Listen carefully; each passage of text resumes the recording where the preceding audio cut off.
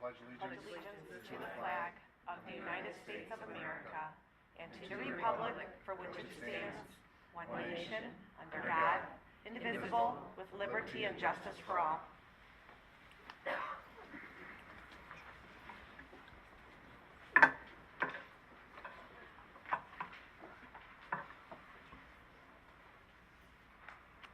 Dr. Reese, will you take attendance, please? President D'Alessandro. Here. Vice President Schaefer. Here. Secretary Reese here. Treasurer Hanser. Present. Trustee McDonough. Here. Trustee Summers. Here. Trustee Whitney.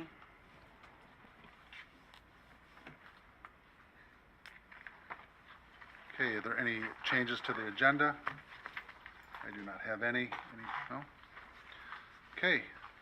Did we get any submissions for scheduled public comment for agenda items? We did not. Okay, there weren't any.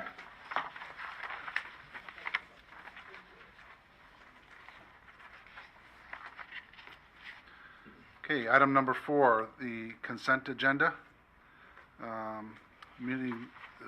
Meeting minutes of May 9th and for our regular session and our closed session.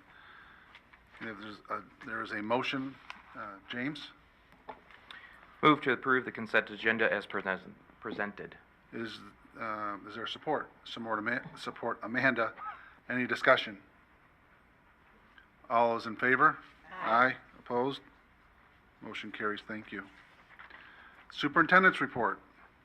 Yes, thank you. So, we're very pleased tonight to have a couple of very positive things to report to you.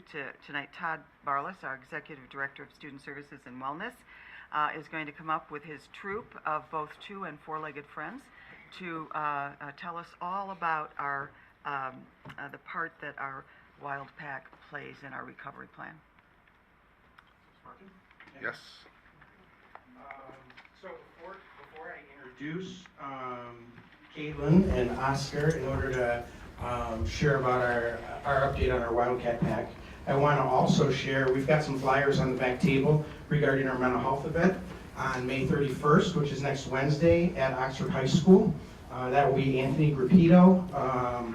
North Oakland Community Coalition is one of our community partners, and they're coordinating this with us.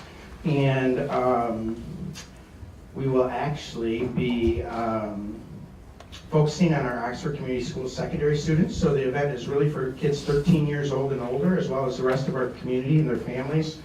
And currently, we have, I think, just over 100 people pre-registered for the event. So we do have flyers in the back. Please make sure if you're here tonight, grab one and pre-register. So we will have resources also available that evening in the pack. Some of the community partners that we'll have there with resources includes New Oakland Community Coalition, New Oakland, Havenwick, Oakland Family Services, Oxford Addison Youth Assistance, Easter Seals, the Oakland Community Health Network, All for Oxford, and La Familia will be there as well. So they will all be providing mental health resources that our families will be able to access through the summer. So we're excited about that. With that, as an update to our 3-year recovery plan, as part of the mental health portion, we do have our Oxford Wildcat Pack. And as we've grown our pack over this current year, we've received our dogs, we've identified handlers. Caitlin has, as our lead handler in the district, has done an amazing job with introducing those dogs, not only to their host families, but also to our schools and our students. So, Caitlin, with that, how about you come up, and I will turn the mic over to you, and I will run your slides for you. Okay, thank you. All right, thank you guys so much. Oh, perfect. All right, thank you guys so much for having me. I'm super excited to share all the success that we've had so far as our first year with the Oxford Wildcat Pack. Do you want to go ahead and click for me? And you got to do it through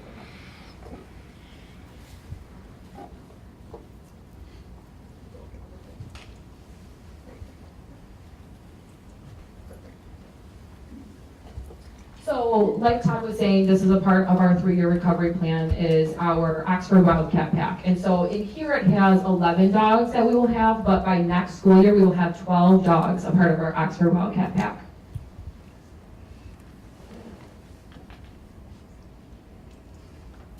So this is the first year that we've implemented this. So it is a therapy facility dog program. So all of our dogs are owned by the district and they are certified therapy dogs. You may have heard of service dogs or social emotional support dogs, but our dogs, their job is to serve many people in one setting, whereas a service dog or social emotional support dog will serve one person, but in many different settings. So there's a clear difference there. So ours are certified therapy dogs. Each building is going to have a dog, except for the high school will have 4 dogs. Right now, we currently have 3 that have transitioned to the high school.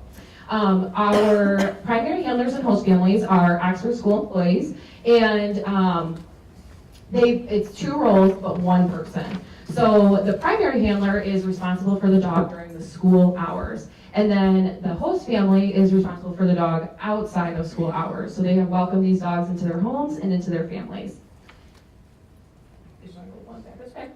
So one thing I like to share is our OWP dogs are nonverbal friends that will always love and accept you without any judgment.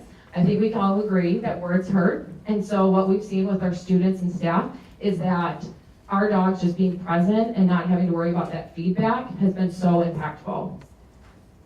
So where did it all start? So a few days after November 30th, Daisha Beasley was in contact with Karen Story, who is the founder of Brighton Area Schools Pack of Dogs. They volunteered to come help us transition back into the buildings with their entire pack. So what you see here in the picture is them welcoming me back to Oxford Middle School with their 14 dogs and 14 handlers. I will never forget this day, and I call it Brighton magic. When their pack entered their building, we instantly felt comfort and a smile coming across our faces. The handlers were incredible and willing to help support in any way they could. Watching their pack is true magic. And here's an example of that magic. So our middle school students often will say, give us thank you notes to staff and other staff in the district. So this student wanted to write to Duncan, who is one of the Brighton Pack dogs. And those are pictures of actually Duncan with our Oxford Middle School students. And it says, "Dear Duncan, you've always been able to make me happy throughout these last few days, and I enjoy your presence." In translation, bark, bark, bark, bark, bark, bark. So just in a few days, it was amazing how much Brighton's dogs' paw prints imprinted all of our hearts forever. So Karen Story, who's the founder, was like, what else can we do? So what they did was created a GoFundMe page for us. Go to the next one. No, that's backwards. They created a GoFundMe page for us to start our own therapy dog program. And the goal was to get 5 dogs, but like I said, we have now secured 12 dogs for our district, which is pretty amazing with donations and networking. So I want to talk about our partnerships that we have. We have Parker Veterinarian Hospital here in Oxford. They have donated all services for our dogs. That's routine checks, vaccinations, surgeries, you name it. They are so welcoming, and they answer all of our silly questions about our dogs.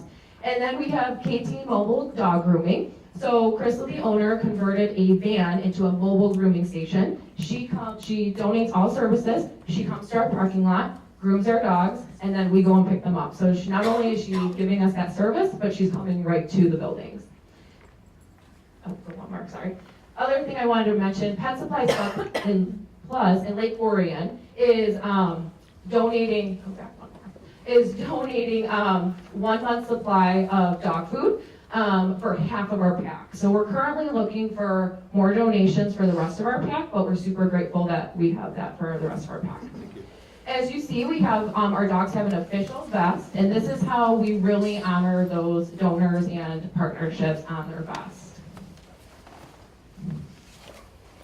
So our main partnership is 4 Paw Strong, which is actually Karen Story, who's the founder of Brighton's Pack of Dogs. So she started a nonprofit that assists school districts across the U.S. to obtain trained therapy dogs owned by the school district.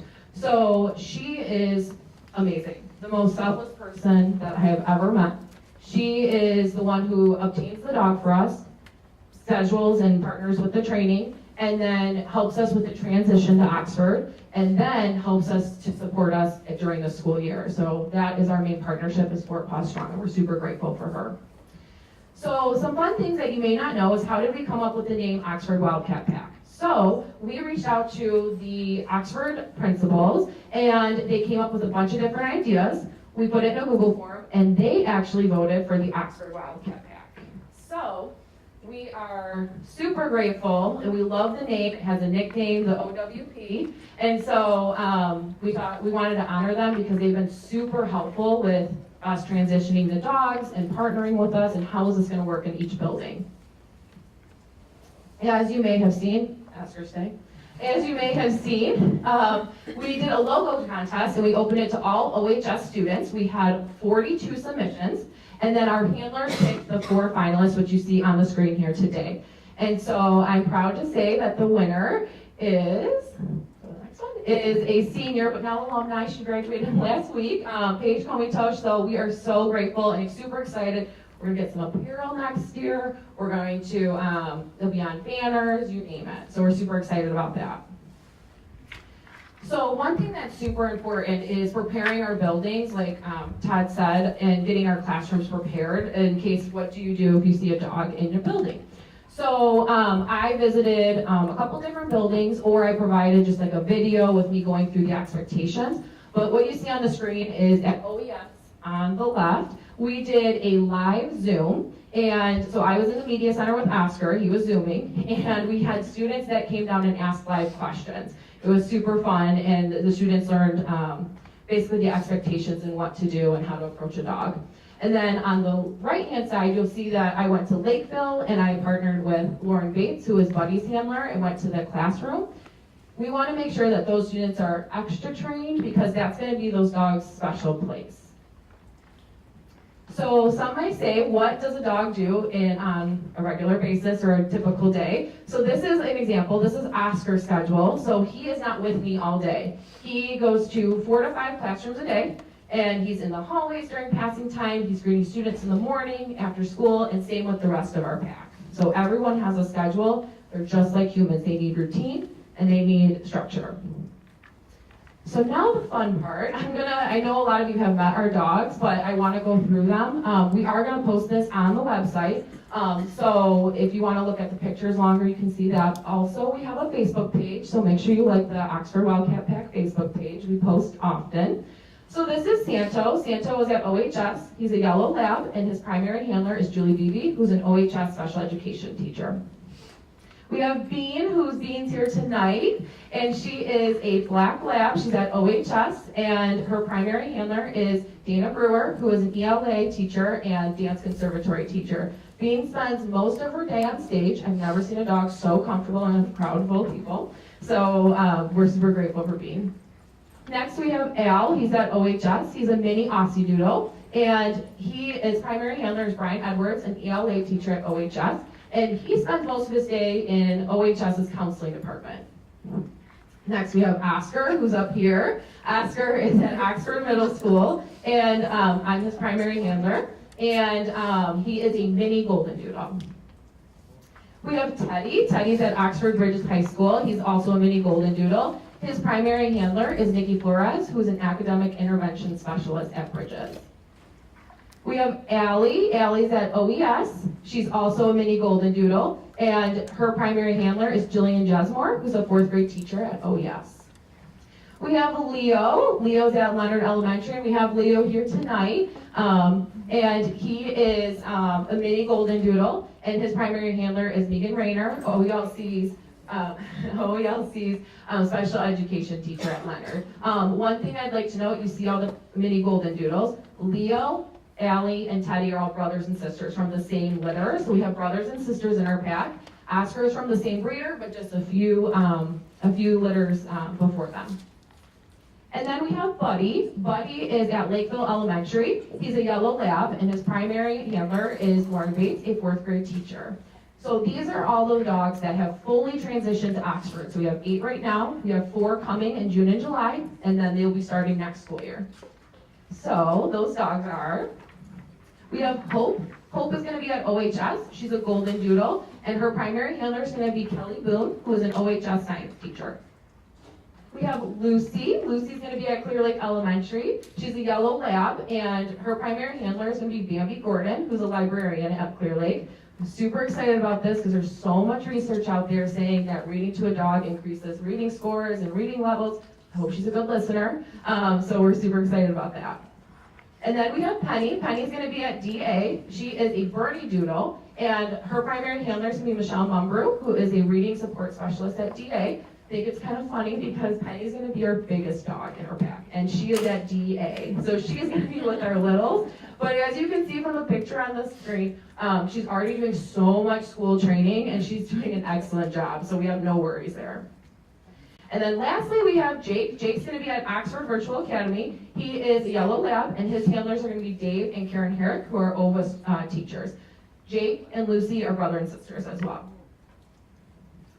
So on this is our current handlers right now with the 8 dogs that have fully transitioned to Oxford Middle School, or I'm sorry, not middle school, I'm used to saying that have transitioned to Oxford. I just wanted to take a second to thank them so much from the bottom of my heart.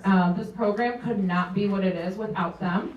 Thank you, handlers, for opening your classrooms, your homes, and your hearts to bring our dream of having our own pack to life.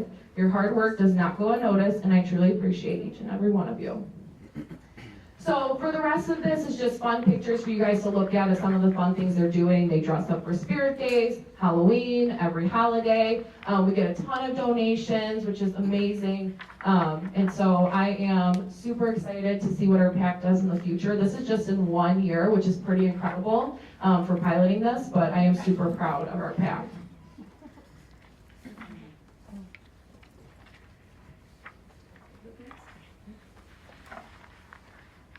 And we want to thank you guys for your time and support with the Wildcat Pack. Our pack really does provide inspiration to our kids. On more than one occasion, we've been at the high school in the hallway during passing time. And you know, there's 3 adults here ready to talk to kids, and who do they go to? The 2 dogs on the floor. And they spend maybe 5 seconds, you know, petting the dog, whatever, and they get exactly what they need, and they're off to class. And so it's amazing what a dog can do when needed with our kids. So thank you. Thank you. Good. Were there any questions? Any questions? Mary. Mary. Thank you so much for bringing the dogs and the presentation. I was really struck by the dogs with reading specialists and the dogs in the libraries and reading to dogs. What a great idea. What a great idea. So thank you for coordinating all this. I was here at the middle school, I think one of the welcome back days. And I was talking with one of the high school principals from Brighton, and we were talking about the dogs and the program, and he was telling me how amazing Karen was. So thank you so much for spearheading it here and making it and coordinating so that it can happen here, and to all the people involved. It is amazing how much we've done in really quite a short period of time. So Mary, it is amazing. I gotta give credit to Laura Azzoni and Caitlin Malberg. They have just knocked it out of the park. Our partners in the community just do an amazing job facilitating many of our needs for our dogs, and it really does help. We continue to seek out some of those partnerships, but yeah, currently we are so happy with the partners we have in our community, so it's a real blessing. thank you guys. Thank you.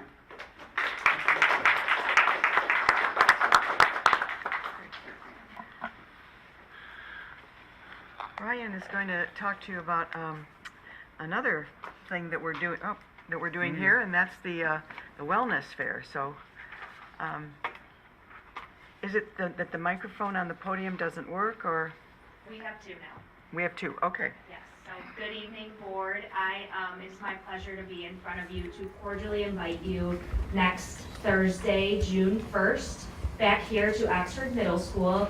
We are hosting our first annual wellness fair in the gym. It is from 3 to 6:30 p.m. And this wellness fair is for all of our staff and their families to come out. We have 39 vendors who will be joining us. We have a number of giveaways and raffles for our staff, and this comes from our 3-year recovery plan. Our goal is to establish a culture of well-being that will provide employees the ongoing support and resources needed to be successful. And an action step in achieving that goal was forming our wellness committee, which we formed back in February. And our team has done an amazing job coordinating all of these vendors, all of these giveaways, for our staff to be recognized and to connect them with resources within our community. So we're very thankful as well to our community for their generous donations. So we'd love to see you back here at Oxford Middle School next Thursday, 3 to 6:30 p.m. in the gym. Thank you. Thank you, Ryan. The only other thing I want to call your attention to is we were able to post this afternoon the questions and answers from the 3 guidepost meetings relative to their first report. And you have hard copy, but it's also on our webpage. That's my report. Okay.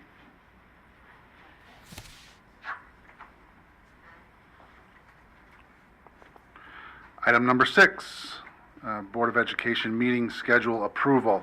You had that in your packets, something that we did kind of go over on our last meeting. As we stated at our last meeting, our calendar for our board meetings goes from July 1 through June 30th, just as the school fiscal year goes. So, like I said last week, or our last meeting, if there are any dates on here that are conflicting that you know of now, please let Angela know so we don't have more than 1 or 2 of us gone at any given meeting. In case there's something that comes up that we need to address, we want to make sure we have enough people to have a meeting. So, okay?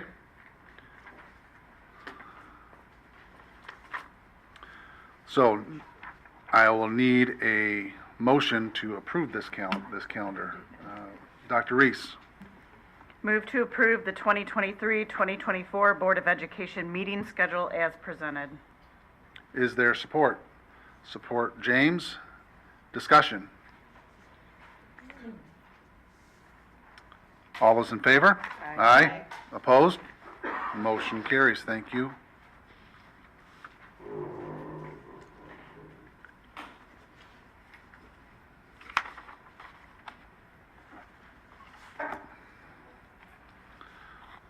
Okay.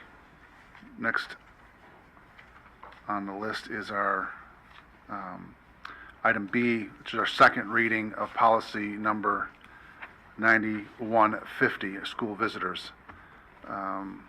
Do we want to go ahead and make the motion and discuss the motion after it was supported, and we can have a discussion afterwards, and then we'll vote on it.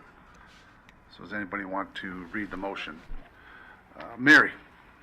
Move to approve the second reading of policy number 9150, school visitors. Okay, is there support? Support, Amanda? Any discussion? So do you want to hit the high notes or the low notes of what was added or subtracted on this so that we can be aware?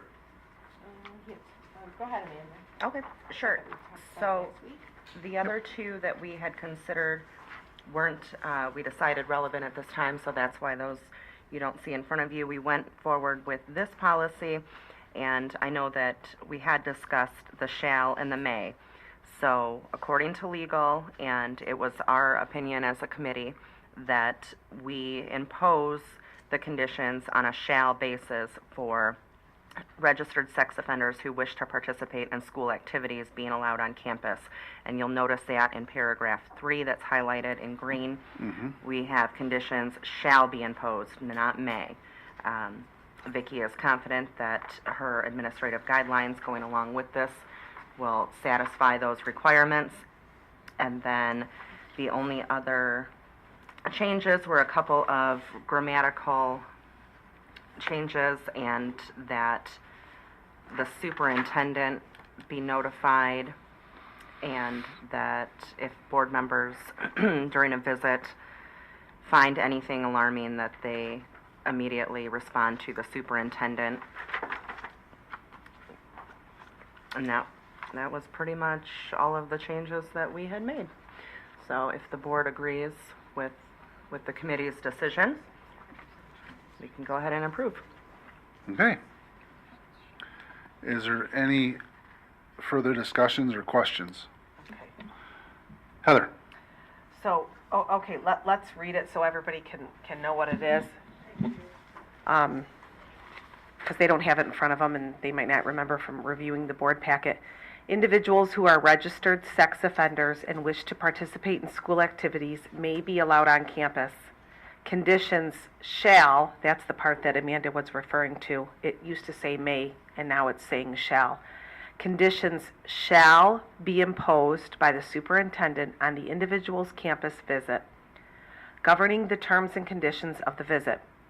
These conditions may include, but are not limited to, the need to receive prior permission before entering campus, required check-in, and approved escort in the building or at an event, and time or location limitations while on campus. So let's make sure we're clear exactly what that means. Individuals who are registered sex offenders and wish to participate in school activities may be allowed on campus. Conditions shall be imposed by the superintendent. What are those conditions? Do you want to give us a list of those conditions which you have on your administrative guidelines? The administrative guidelines have not been written yet, and of course, one thing that we will do is we will get sample administrative guidelines from other districts and from Neola. If Neola doesn't have one, we'll get them from Troon Law, who also has a policy around this particular issue. So the guidelines not been written yet. It's typically not written until the board passes the policy. It will, as it says, it will certainly look at whether or not we're going to require prior permission. And my thinking now is we'll find that's pretty much a general practice and will probably be in ours, but I can't attest to that yet. I am very certain there's going to be a required check-in and an approved level of escort. Different events may require different levels of escort depending on the event and the occasion. And of course, time and locations of limitations while on campus we're going to have to address that, football games may be different than the visiting the third grade classroom or being at the parent-teacher conference. So the guidelines are going to be appropriate for time, place, and event. And they are probably not going to be the same for all of those things. I guess how I would look at that, just for a point of clarity for myself, if you're looking at it from a perspective of a parent at a parent-teacher conference, I think there would be more latitude in that circumstance, as the parent is entitled to participate in their child's education. That may look a lot different than if they're going to the play or a football game or whatever the case may be. So I'd look forward to seeing what those guidelines are, and I'm sure we'll have a thorough. We'll share them with you when they're done. Okay. Any other questions, thoughts? Okay. Heather, I'm I sorry. guess a follow-up. Let me just read this again. Individuals who are registered sex offenders and wish to participate in school activities may be allowed on campus. Why would we allow somebody on campus with That's children the who law. are sex offenders? That's a law. That's a legality. There's no choice on that sentence. The only choice was on the second sentence of whether you may or shall impose limitations. But when Neola gives you a policy, they give you the reference to legal, and we can send that to you. But, and maybe Amanda and Mary want to speak to that. But there was, I don't even remember now this exact citation. I don't know if it was governor or legislative, but there was a legal requirement that they would be allowed. It's recent, and we discussed it briefly before. It was in the governor's package not too long ago of new bills, that it took away the fact that registered sex offenders cannot be within 1,000 feet of schools and such, and it removed all of those restrictions. So we have to be compliant in that regard. But because it is the remember, law, the but- word in the first sentence is may.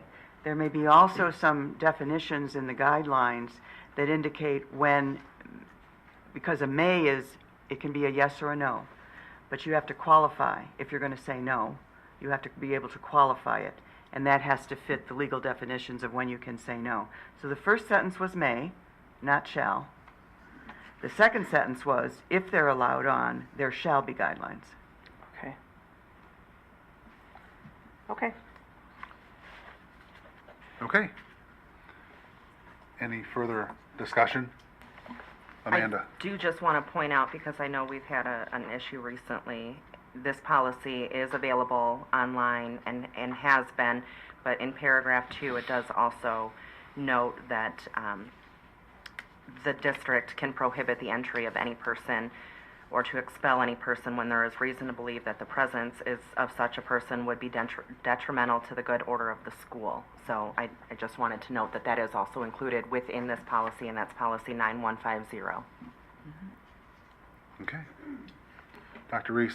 I think one request to the policy committee is when there is legal reference material in the policies, that we have it in the footnotes if possible, so that way we can redirect back to that legal. But I just looked it up, it was past December 30th, 2020, so it's actually been in process for 3 years essentially almost. This is some of the policies, yeah, this is in the stack of policies that you're trying to catch up with, that were interrupted with first COVID and then, of course, the tragedy. And so this is in that batch of catch-up policies that are coming to you, so. Okay. But we will,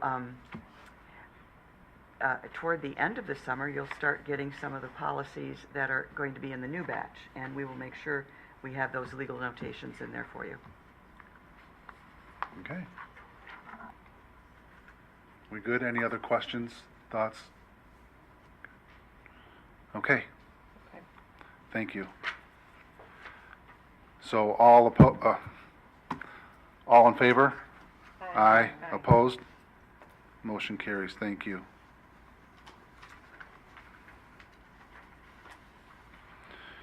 Finance and Operations, Mr. Barna.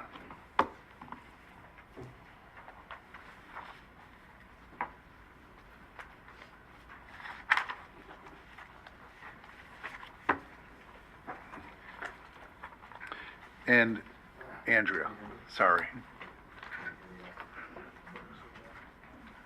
You can go ahead and use that one, Sam. There we go. Can you hear me now? Yes. Excellent. Good evening, everyone. We're going to start off with talking about a very scintillating topic here, and that is the post-construction stormwater control regulatory mechanism, and what you have in front of you. So I know you've all been waiting to hear about this. And so what this is basically the district, we have our storm sewers, and this is required by Michigan Eagle, or the old Department of Environmental Quality. And so we have in place within our maintenance, basically our maintenance department has procedures to review as well as occasionally check a lot of our storm sewers within the district to ensure that they're not clogged and they're operating effectively and that there is no outside influences going into the stormwater drains. So what you have in front of you is just something that the board does need to review and approve as part of Eagle's procedures. So that's what you're looking at right in front of you. If you have any questions, please feel free to ask away, and I am requesting you to vote this evening on accepting this. Quick question. Yes. Is there a, do we have like a maintenance plan around all of our storm sewers, our inlets that would go through, and then we'll make sure that they're cleaning up debris, That's everything what like that? this is, absolutely. What this is there's a plan behind this that actually supports the stormwater management. And it's considered post-construction because obviously they're already built. If you're constructing new, there's a pre-construction list as well that you have to abide by before you can actually get the permits and get approval. I guess maybe I didn't ask it properly. So we had the property just south of the high school. Is that, everything is already set to go? We don't need to worry about any debris, anything like that? That's all been taken care of by our staff? Because if I recall correctly, when we purchased that property, that was part of the deal that the seller was going to go ahead and put those that storms drain in and connect to the water. That's correct. Currently, what's on the site now, those drains go to our detention pond, and anything on site goes within the detention pond. There has been nothing constructed yet on our property with obviously the setbacks that were requested when we purchased that property. So nothing's been done yet by that accompanying property owner. Okay, all right. Any other questions on this? No? So Sam, we're just following the rules. We did our work. Correct. That's basically what this is we're filing what we need to file, and you're confident that we're doing so in good faith. That is definitely the case. In fact, last Monday, I had Eagle come to visit the district for an audit. An audit hasn't been done since 2012, before I actually came to the district in 2015. So it's been long overdue, and there were several reasons from an Eagle administrative standpoint where they haven't been able to come out. And because of COVID and our tragedy, they gave us some grace and were able to come out last week. So, but normally it happens every 5 to 7 years.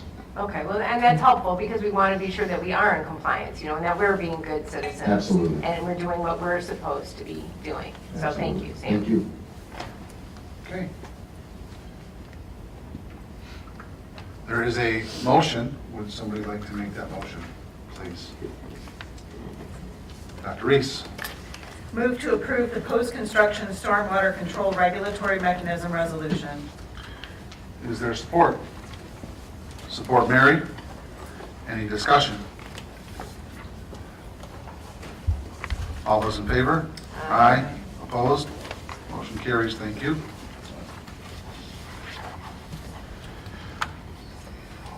Item B, facility planning update.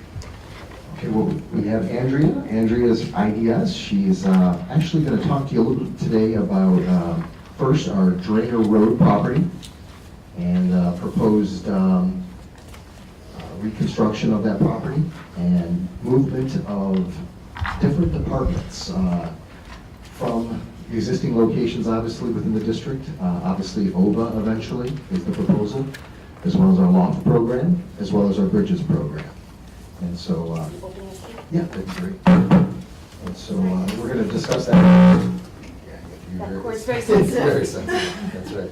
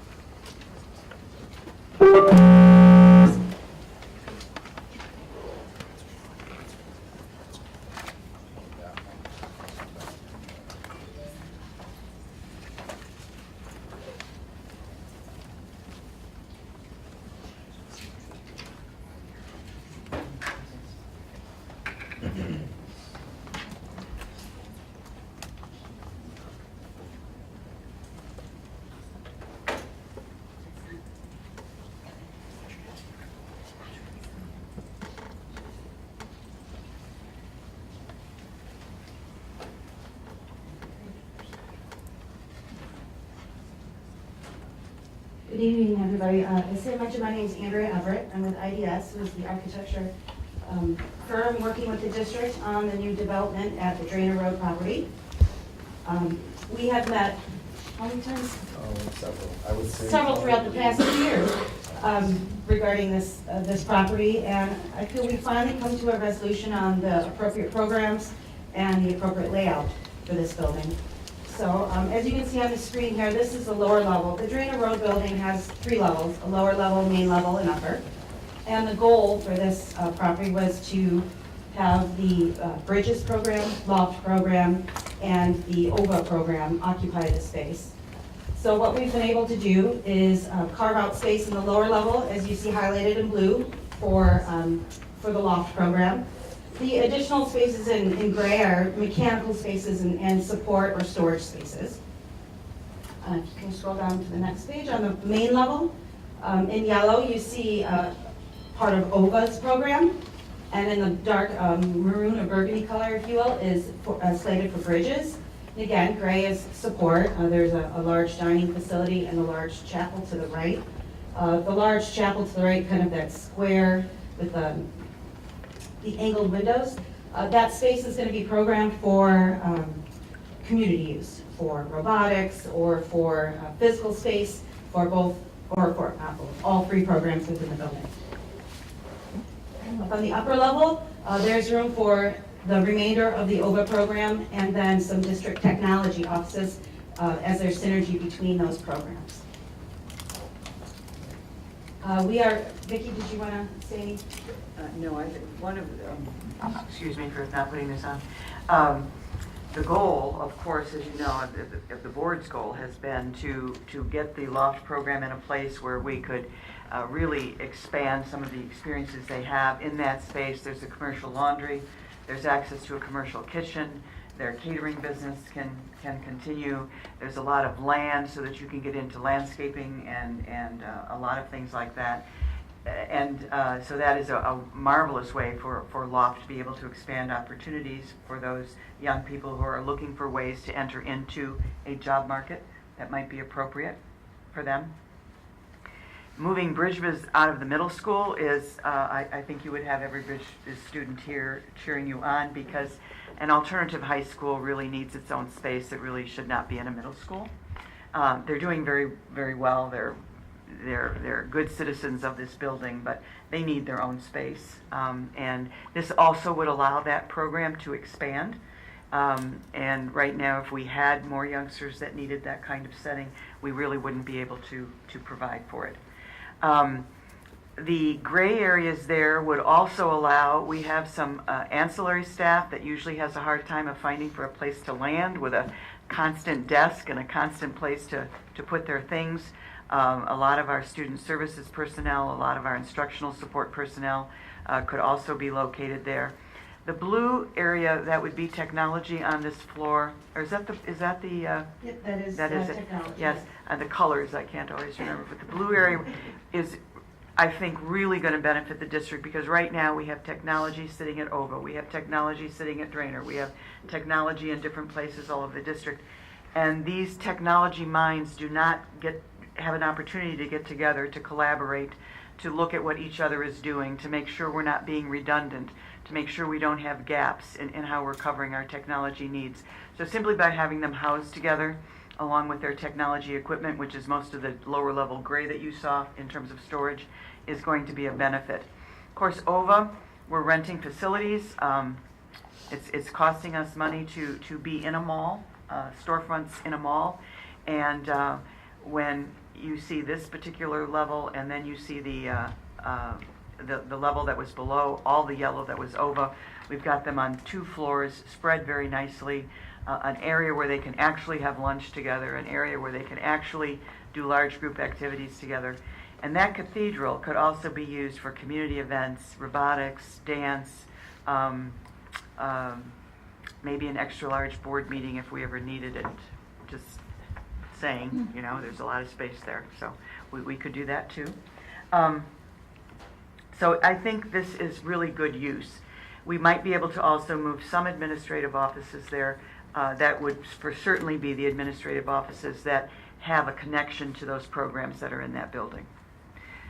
Layouts you see today, this is a reflection of our first pass. We've met with all 3 programs and with Vicki, learned a little bit more about their programs and their needs, and if you will test fit them into this building. This will still have some more refinement before anything gets constructed. We're going to meet with the programs again and further refine the design.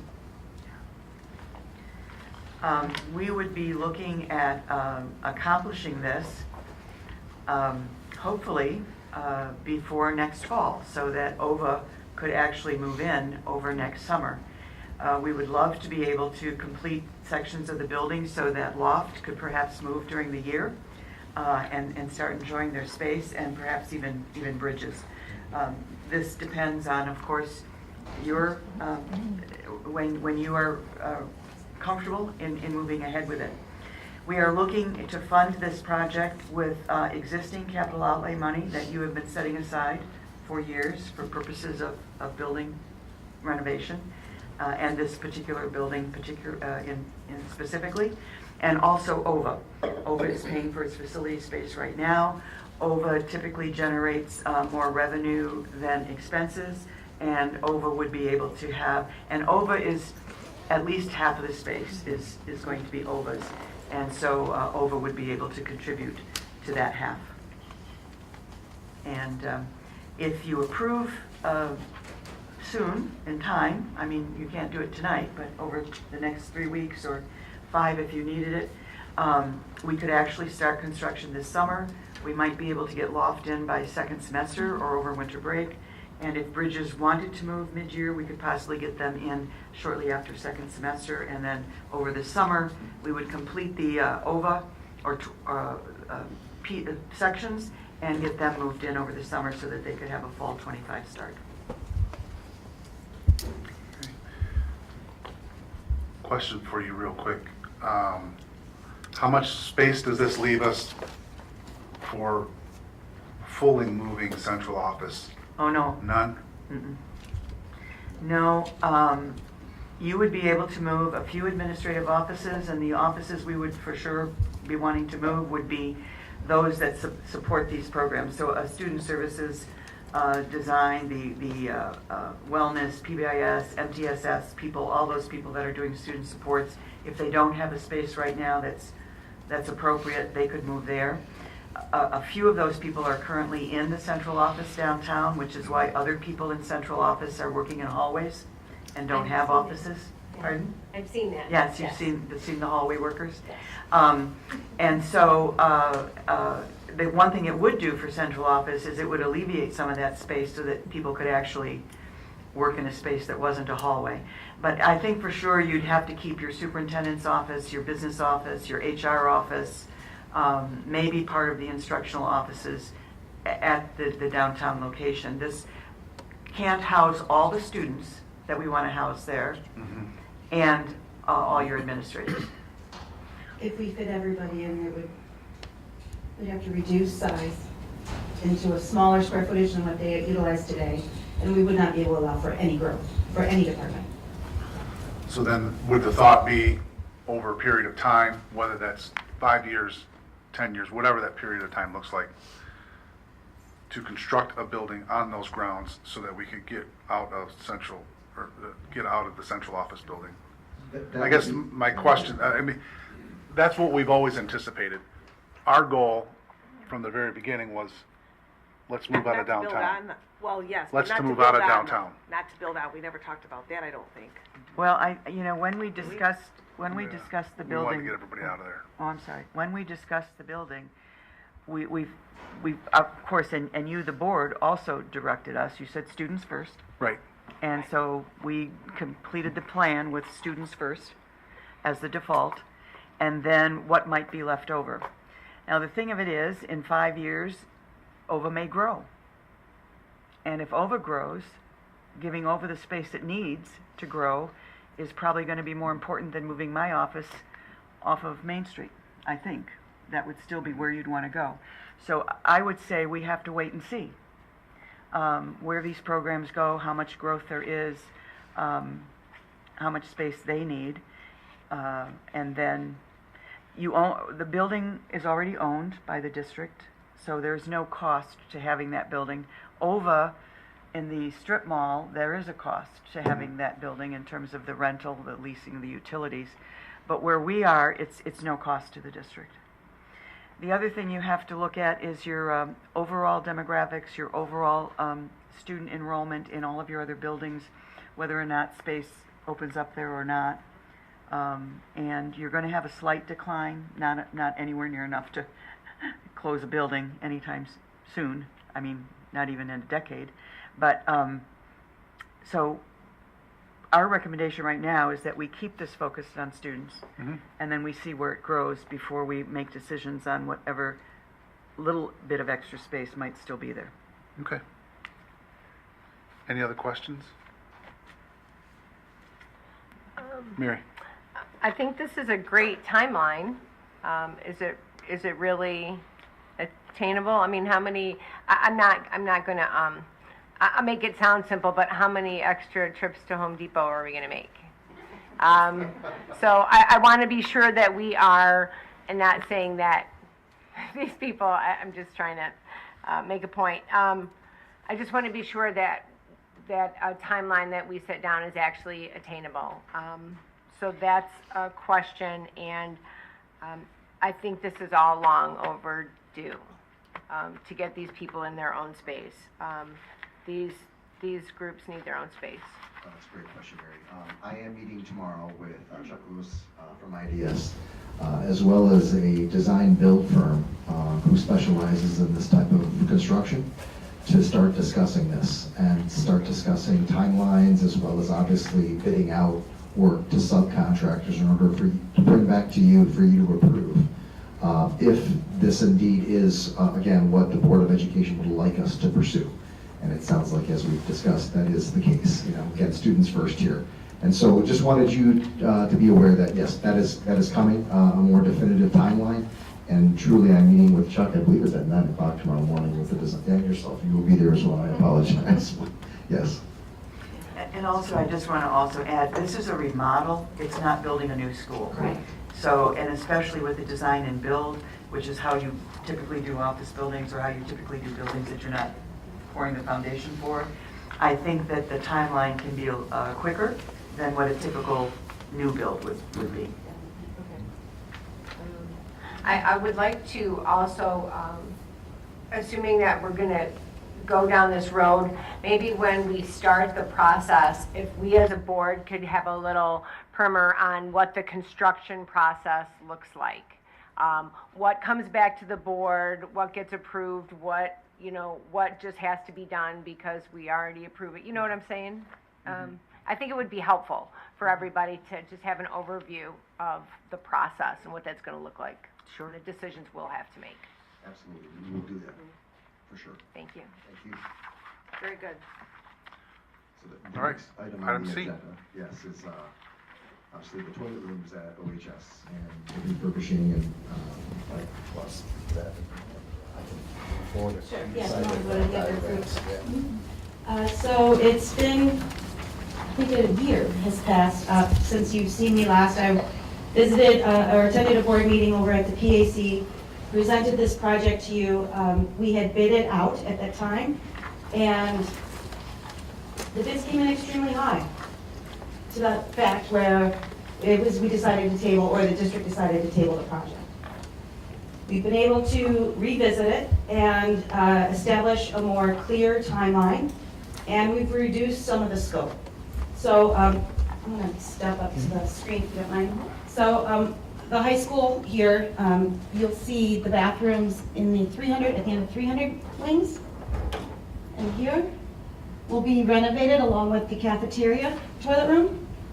And then we're going to be replacing all the drinking fountains and adding bi-level fountains where the lower fountain is a drinking fountain and the higher level is a bottle filler. And we'll be replacing those outside of the toilet room here, on both ends here, and then again in the cafeteria and over by the PAC.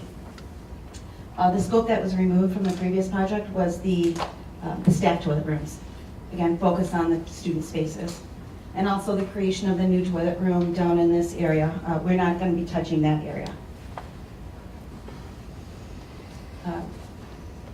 We sent the bids out last month, maybe a month and a half ago, received 6 bid responses, all of them minus one. We're very tight, which tells us that it was a good bid set, solid numbers. Sam and I interviewed the 3 low bidders. The lowest bid, who was $400,000 low, immediately withdrew their bid, realized they made a grave mistake. And then the next 2 bids we interviewed, they both had full understanding of the project. We decided to, with your approval, award to the next low bid, which is Cross Construction. We have decided, or I'm sorry, the district has decided to accept alternate number 3, which means that this toilet room right here, the pair, will be completed this summer, where the remainder of the scope would be next summer. And that's one way how we were able to save some dollars, by not rushing a company to complete it all in one summer. I do want to add, however, if the firm, upon your approval, can get that set of toilets done quicker than we anticipate and they anticipate. They will be moving on to other toilet rooms that we deem the most appropriate, and again, trying to get as much done this summer as possible, but we're really picking for that south pair to be done first this summer. So I just want you to be aware. The quicker they can move, the better, obviously, but we have to be obviously aware of the time constraints that we have with school starting back in late August. Yes, with your approval, we will work with them to pull as much as they can ahead. It might be the drinking fountains would be completed over winter break, and then they'll tackle the remainder of the toilet rooms next summer. But that's a conversation we need to have with your approval with the construction board. Heather? I'm trying to go, I remember the presentation at PAC, I'm trying to remember. It's been a while. It has been a while. Were we talking about, so is there no doors on the bathroom stalls? No, the stalls themselves will have doors. It's the doors into the room, the entire room, which will be removed at the entry point. All of your toilet rooms were designed and constructed for privacy, meaning if that door is removed and if you're standing in the hallway, you cannot, there's no sight lines into even the sinks and the mirrors at the sinks. So there's full privacy. By removing the doors, it helps with security and with oversight of the children during the day. But we are leaving the door frames. So the metal frame which the door connects to will be left, and the doors themselves will go into storage. So if you find... Is there a wall still in between each toilet? There are partitions, like you would see at a typical bathroom in, community bathroom. There's stalls and doors to each individual toilet, but the toilet room whole would not have a door. We'll be storing those doors somewhere in the district. So if there is an issue and you're having remorse, they can be installed or reinstalled, I should say. Okay. Just that outside doors. Right. Yeah, no, it's the outside door Right, entering the okay. entire room. Okay. Amanda? So there would only be one pair that will be completed this summer on the south, okay. And as far as the materials that are going to be used to replace, I understand that they're a little better as far as when it comes to vandalism. I know there's been some complaints that we have doors that don't lock, and there may be some vandalism going on, but these materials that we're going to be using are stronger than what we currently have, is that correct? Correct. Okay. Thank you. Do we have enough restrooms for code? Yes. 'Cause I thought that was in the October presentation as well. We Yes, would- you do need code. Okay.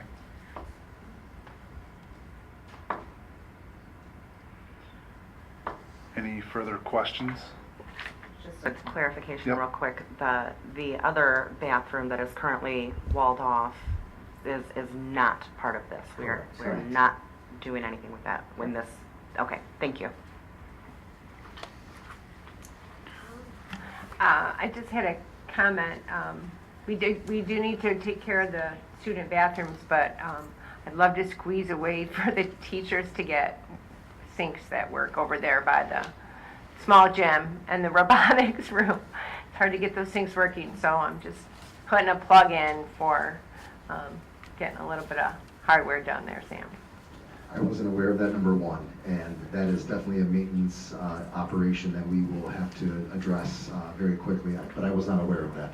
So I will ask our team in maintenance to see if we could do some replacements and ensure that they're working properly. That's the least we can do, so thanks for mentioning. Okay, sorry, I didn't mean to.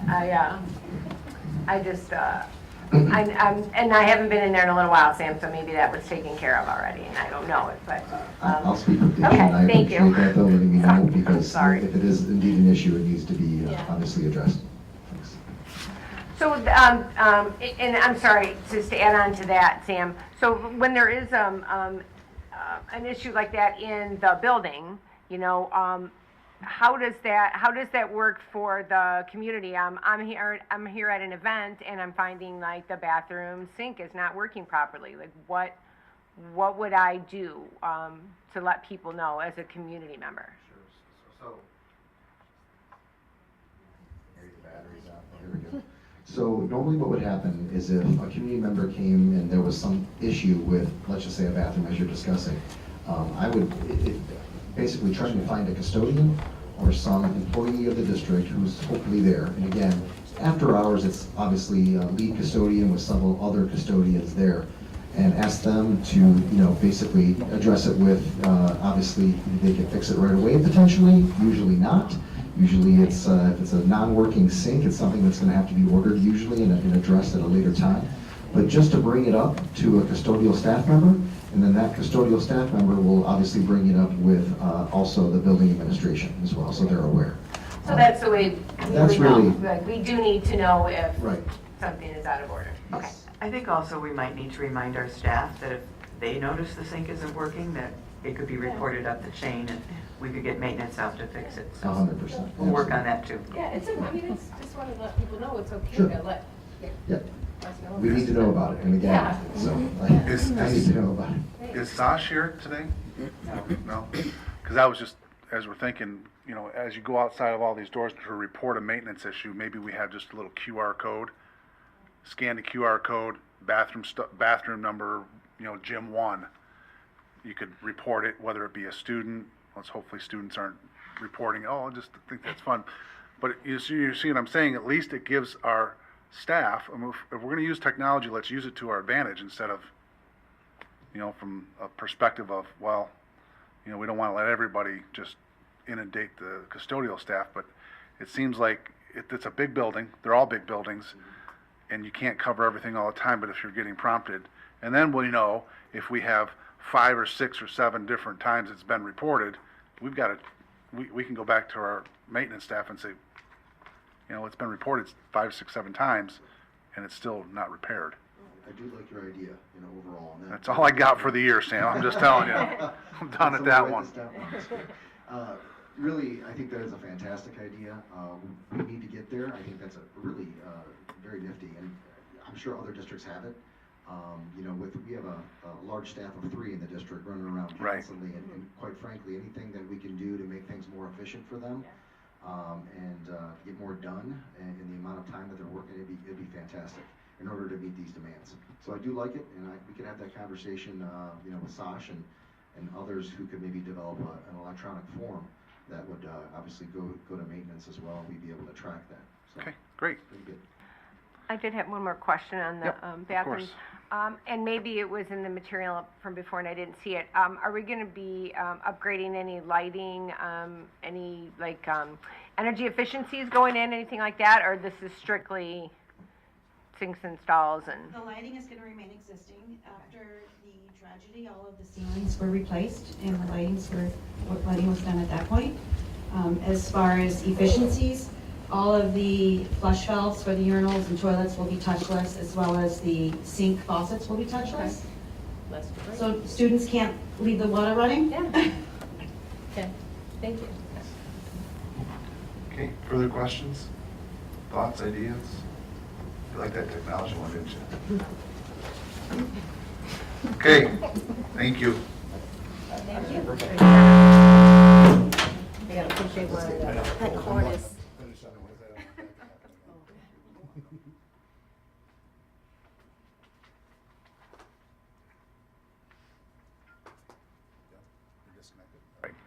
All right, thank you. There is a motion. Would somebody like to make that, please? Heather? Move to approve the bid recommendation from IDS for the OHS bathroom renovation project to Cross Construction Group for the total cost of $782,900 as presented. Is there support? Support, Mary. Discussion? All in favor? Aye. Aye. Opposed? Motion carries. Thank you. Thank you. Item D, Sam, proposed financial forecast. Well, thank you. So Courtney Mikowski, and I have been working alongside other district administrators to help develop this first ever for the district, since I've been here at least, financial forecast. Along with Dr. Markovich's, just, with her knowledge, great wealth of knowledge, and in other districts, and obviously with the Oakland School, she's had a lot of background with financial forecasts. And as have I, but not in a school setting. And so, as we're all aware, trying to predict what your funding is even next year sometimes can be very, very challenging.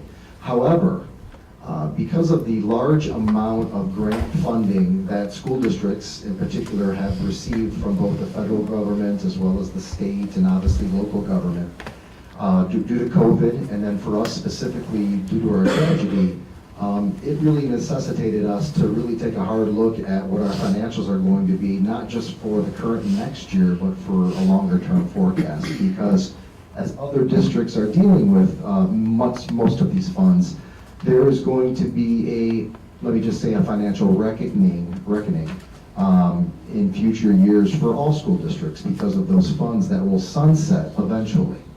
And so, again, this was the reasoning behind doing this financial forecast. And so, what you have in front of you, what I'm also sharing on the screen here, as you can see, is a multi-year format. We have this by function coded at a high level. There's, I think between 7,000 and 8,000 accounts, Courtney, approximately, if you look at both revenue as well as expenses. So there is a lot behind the scenes going on that is rolling up to this summary. And I know if you look back at the presentations that I've provided in the past, specifically related to the current year and future, year budget, there are several items that I can't share with you because it's just, there's too many spreadsheets. And it's very similar for this. I could share it with you, but it would bore you and it would be the nitty-gritty detail. So what we have here is again, the roll-up by function. So what I wanted to start with, and you can see in the second column, it shows 2023. 2023 is the current fiscal year. So this is a draft version of what I'm going to be bringing to you in 3 weeks as the numbers will eventually change a little bit just because we're not closed with the books. And we don't close our books until June 30th as a reminder. So even when I bring these numbers to you in 3 weeks, they're still going to be changing, but we have to pick a point in time. So the first column again is this year. And I wanted to share with you kind of the local revenue that we have assumed in the current year. And again, local revenue predominantly is our local property taxes. And as you can see here, the largest is our state revenue, which is our state foundation allowance. That is a huge component. As you can see, it represents approximately 82% of the overall district general fund revenue, so it's sizable. And also we have our federal revenue component.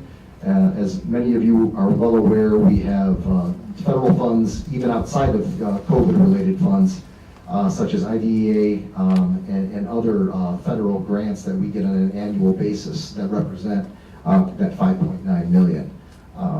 In addition, we have some other financing sources which are very minimal. But in totality, as you can see here, the total revenue picture for this year is estimated to be at $98.8 million. And as you can see here, we project out several years. We're going out 5 years to 2028 and making some very high-level assumptions on what we viewed as the governor's budget, which was put out earlier this year, as well as the legislative branches that also put out some estimates. And so what we did was try to be as reasonable as possible and still yet not knowing definitively what those actual numbers are going to be for next year, as an example. So the proposal that the governor has put forward with pupil foundation allowance is $458. There's another proposal that's lower, and then there's another proposal which is higher. We chose to use the $458, and then what we've done is varied our revenue by about 4%. So we've added 4% as a foundation allowance to project out. That is the assumption that we are making going forward as of today. And obviously that can change based upon the new information that we receive on any weekly basis. In addition to that, we hired a demographer that we used in the past here in the district, Stanford and Associates, a former MSU, how dare I say U of M, MSU professor that specializes in K-12 and basically provided us with enrollment numbers for the next several years. So we utilized to a large degree the demographer's enrollment projections for this particular projection. So, as you can see, going out, Courtney's going to speak to the expense side of the equation. She worked very, very diligently on providing a lot of this detail. I did the majority of the revenue component. But I just wanted to add, before I hand this over to Courtney, I wanted to show you the variations of revenue that we're projecting out with those high-level assumptions that I mentioned. And I wanted to be very specific about when I mentioned the sunsetting of many of these grants that we received due to both COVID as well as our tragedy. You can see here, if you look at 2025, and the total revenue is $93.2 million as an estimate right now. It's fairly low compared to what we're currently estimating. That is the sunsetting of several grants.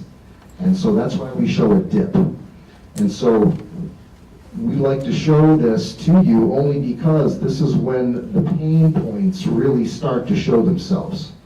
And as you can see here, in that particular year of 2025, we are estimating that there is going to be expenses exceeding revenue of $7.4 million. So a sizable amount of money. And so the district needs to look further into how we're going to be mitigating some of that financial trouble that we foresee ahead beginning in that year. So, do you have any questions before I hand the microphone over to Courtney and she can go over the expenses, or would you want me to just go ahead and hand it over and we can continue? Or I should say, we could have Dr. Reese as well as Mary. They joined us on 2 occasions to go over the financials from their part of our committee, and so we met as recently as yesterday. Ladies, if you would like to discuss anything on if you want to wait, we could do that, or if you want to discuss now, it's up to you. Okay, great. Well, Courtney, I will control this for you. Thank you. So I did most of the expenses. So about 80% of our budget is people, which when we got the money from COVID and from the tragedy, a lot of those grants were used to fund new positions that we needed for mental health and additional supports for the students. So that's kind of where you're seeing like our one-time expenses that we used to pay with the grants. Those are going away between 23 and 24, but we do still have those people in our budget. So as Sam was saying, we need to figure out how to mitigate some of the discrepancies in the revenue versus expenses. Because of that dip in the financial, the grant money that we will be receiving from the state and federal money. Do you have any questions about the expenses? Anybody? Dr. Reese? Yeah. So I want to thank Sam and Courtney because they did spend tireless hours with Mary and I as we kind of tried to digest what all this meant. Mary and I, as you guys are aware, have been part of advocacy groups for K through 12, and we knew that the ESSER funds, which was COVID, would be ending, and this is not an Oxford conversation. This is a global K through 12 conversation because a lot of individuals adapted with those ESSER funds and how to use them. So the purpose of the finance committee that we started is to do the planning. So when we put up these numbers, I know it can seem shocking and scary, but the purpose of the committee is to start the planning components because that is where we inlay with advocacy work and other things to see if these, how we're going to do achievement and what it looks like. Also, the demographer that gave us the information gave us, I think, 5 years. And that, just to give you guys a background, the depth of this goes into what construction, new developments are happening, what industries are moving into town. I know if we look just south, we see GM building a huge EV plant, and that contributes to that. Also at the age of our population at the last census, and there's a lot of different factors that go into it. So it's not just looking at a snapshot of today, but also what could potentially be coming based on some of the movement in the business communities that surround us. I think this is a great start. This is not the final product. This is our first draft as we get into it. The state fiscal year runs from October to September, but we run from July to June. So a lot of these numbers sometimes will look like a mismatch when we talk about grants or other types of funding. So be cognizant there's a 3-month period in between the academic year and the fiscal year for the state of Michigan. So things can look a little wonky from time to time in their carryovers. I think it's a great start. The key for the board members is on there to help, because there are some expenses that we have on there that are large that will be going away, such as the Varnum and Guidepost. Once they produce their last report, they will stop being paid by us, because they'll be complete with their work at that point. Maybe other things will come out of that, but it won't be categorized as that per se. I think there's a couple construction projects on there too that are going to phase out. But overall, I think there's going to be a lot of conversations and questions looking at economies of scale in order to prepare ourselves for the future. And again, the governor's budget this year and next year could change the layout completely, and all of this work would have to be updated. So we do know that most of the K through 12 funding is going through both the House and the Senate at the state level, with a little tweaks and modifications, but it doesn't appear that anything that I had talked about a couple meetings ago that was in the governor's budget is really going to be nixed completely. So we'll be looking at sustainability from this moving forward at our financial meetings at the committee level and also at the board meetings. So this is a conversation ongoing. Nothing should be a surprise when it comes to the finances of this district, to the staff, to the community, to anybody here, and that was the purpose of why we're doing this. So they'll have a lot of conversations surrounding it. But great work, guys. I know this took a lot of your time because we've never done one. The amount of detail that we had to go into to kind of look and see how funds were moved across through the organization. It's very tedious, and there's a lot of little Excel lines. I promise if you look at her book, it's intense. Her workbook, I should say.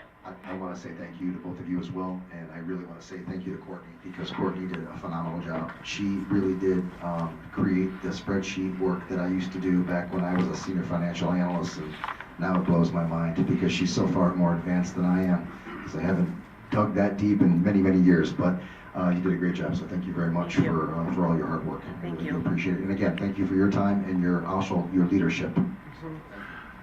Very good. And I would like to add that this is amazing that we put this together, the forecast, and in the same vein, we spent a lot of time in committee going over these numbers and asking these questions, and working with each other so that all of the questions were being answered, that our numbers were conservative, and doing the work with the demographer, looking at our seated versus our non-seated OVA. So we really looked into the nooks and crannies to get a really good conservative view. So thank you for that. Thank you for all the great work. And it was a great summary, Dr. Reese. Thanks. Amanda. I just want to add kind of more towards the community and putting this in perspective. I know that we hear there's pain points coming and that we need to mitigate financial trouble, and it's kind of counterintuitive to what we're doing here tonight and improving millions of dollars of safety upgrades. But I also want to note that the money that we are approving and the safety upgrades that are happening this year are from grants that expire in September. So we use it this year or we lose it, and so it's. I just wanted to point that out because I know I would be sitting at home watching, going, "Well, then what are you doing?" That's all. I'm glad you pointed that out, because one of the things that you, in this budget, is there are different pockets of money that can only be used for certain things. And this is your general fund budget, which is your your overall budget. And part of the, the whole purpose for doing this, and it is more painful the first year than it will be in subsequent years, I promise you that, is so that you have lead time when you do suspect that you're going to have to make adjustments in how you do business. And for us, that adjustment is going to have to start next year as we look at 24-25. And I am confident that this is a living document, and as everyone has said, that number will not be 7.4 million. I'm hoping it will be less, because I'm hoping we will begin today putting in efficiencies and putting in economies wherever we can. If you can start the saving process early, you don't have to recover as much later on. So your administration is also going to be looking at this along with the Finance Committee very carefully. A couple of the things we've put in place already is what I call position control. So any time a person leaves a position, we will study whether or not that position needs to be replaced, whether it needs to be replaced exactly as it left, or whether the position needs to be altered or in some way decreased. The other thing about position control is there are always requirements for new positions to come in. Your special ed numbers change, and that requires you to restaff for those special ed students so that you can provide the required free and appropriate education for them. But anytime a new position has been requested this year, much to, I know, the frustration of some of our folks out there, we've put that under position control also. And the position, the need for the position, the requirements to do the position, and the fair market value cost of that position will all be studied before the position is approved and or not approved. And there will be other business practices that we put in place, because now we know that we want to impact that negative number in 25, if we can, long before we get to 25, because that's what will improve the entire forecast. As everyone has said, everybody felt the impact of this with the COVID money that came in. The COVID money was restricted to have you hire people. Now the COVID money has gone, and there's nothing to replace it. And so now all districts are struggling with that. This district got an influx of other money around the November 30th incident, and that required a lot of people to be hired. Absolutely required and necessary and appropriate to do around mental health, around safety and security. And we have done that. As Guidepost said in their first report to us, as other districts have been saying, as we've been going to Washington and Lansing, thank you very much, telling people it's not sustainable. What you've given us to do has worked well, but one-time money doesn't give us the ability to sustain what you want us to do. And we have to look at something that will help us do that. So I thank everybody. I thank you for supporting us and trying to be as forward-thinking as we can. This is living. You will see numbers change.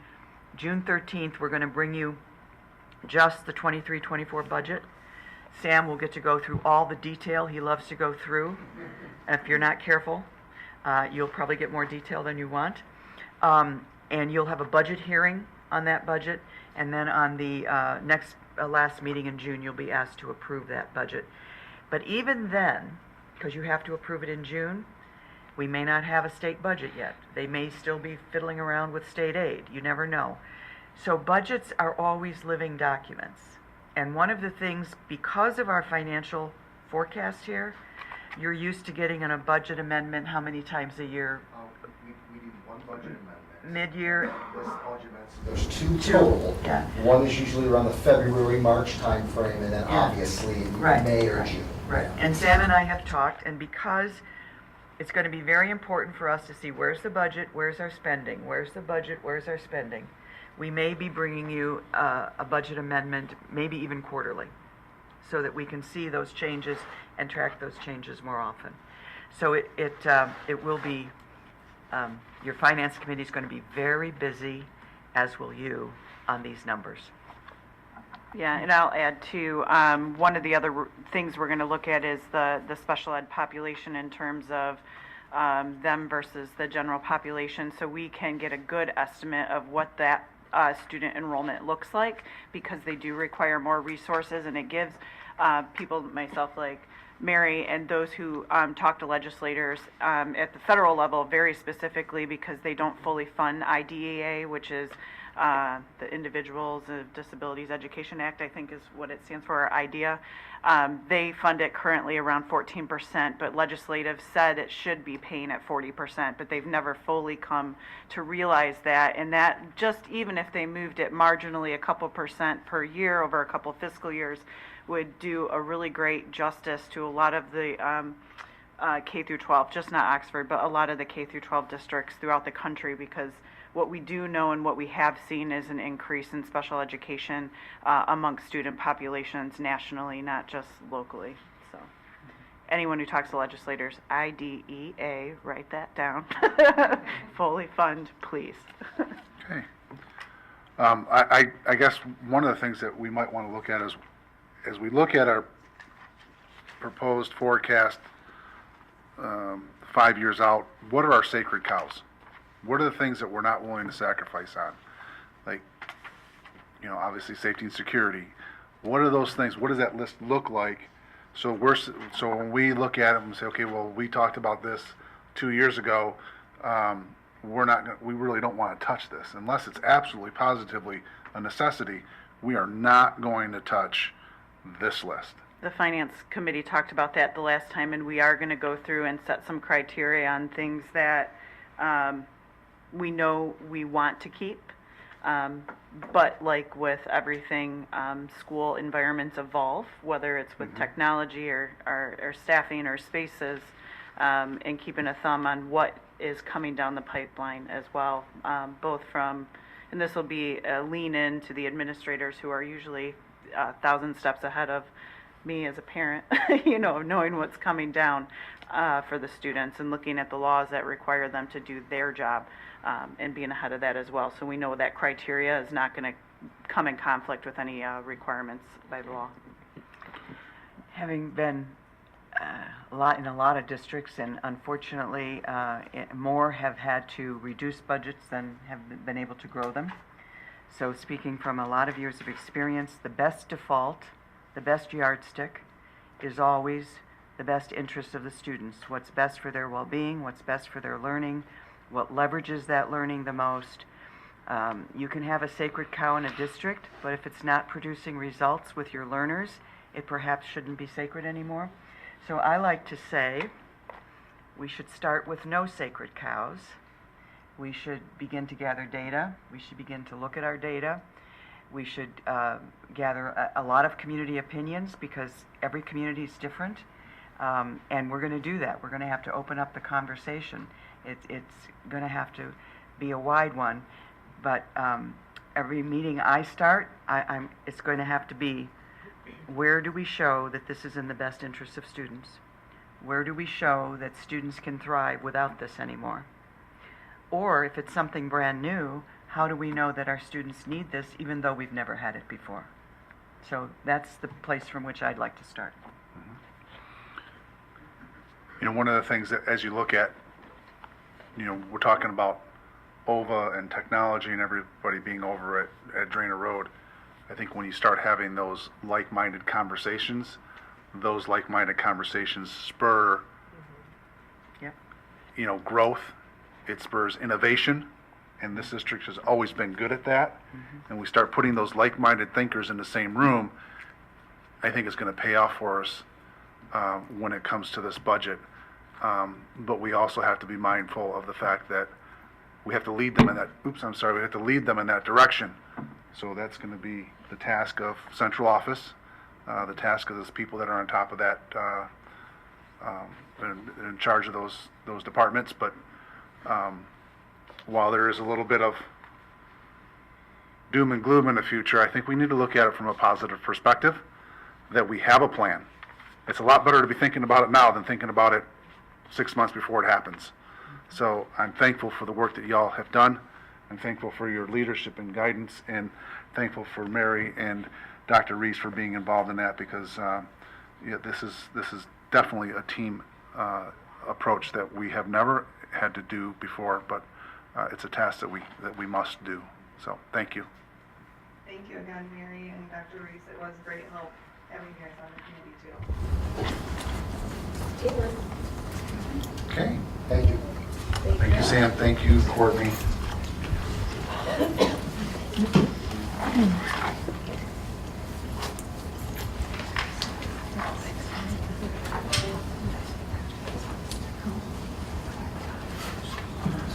Okay.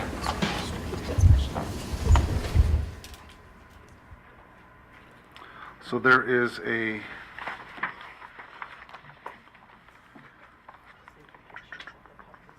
done that.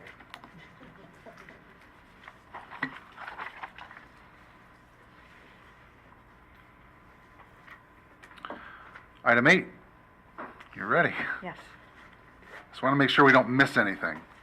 I am going to do one introductory remark, Allison, not that I know anything about technology, but I want to make an introductory remark. Okay. In the process of doing the 5-year projection, and in the process of looking at funding sources, and where we could best use grant money, and where we could best use money that was set aside for very specific purposes, you have left in your sinking fund 1.2 million, round figures, dollars, that can be used for very narrow purposes.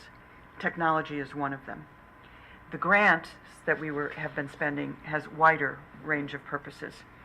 So needing the flexibility in the budget projections that you just saw, we made a decision to fund these technology projects that are in front of you now, not from the original grant that we brought to you, but from the sinking fund, which can only be used for, buses and technology and very narrow things. And a little bit of capital projects money and some other funding sources. There are still some grant funds in there as well. So it's multi-sourced versus single-sourced now in terms of the money that would pay for this. It's anticipating that you may approve this. It's baked into the 5-year projection. It will not add costs to what you've just seen. It's already there. Should you not approve it, we will simply take it out. But it will not necessarily help the general fund budget you just saw, because most of it is coming out of a sinking fund budget that is separate. Okay? There, all right. Okay. So then I should just ask any questions on that, because I just... No. Okay, I'm sorry, that was a no for me. Anybody else? okay, thank you. Okay, so then I'm here today for your approval for the operational technology upgrades. As Sash presented last meeting, this is something that we are looking 5 to 10 years, that all of these things would help us. We know from being in this building alone that cell and radio reception is an issue, and then that poses a security risk for our students. Okay. So we have 3 motions. Yes. Somebody want to make the first one? Heather? Move to approve the wireless upgrade purchase from Intercom TSG for the total amount of $915,088.40. Is there support? Support, Amanda? Any discussion? No? And again, this was pretty much covered in our last meeting, so it's Yes. it's not like we just got $915,000 Right. and let's just For spend those it. who were not here last meeting, there was an extensive presentation, and Sash was here to be able to provide the technical Correct. aspects that I Yep. did not I provide. just wanted to make sure that everybody was aware. All in favor? Aye. Opposed? Motion carries. Thank you. The second motion?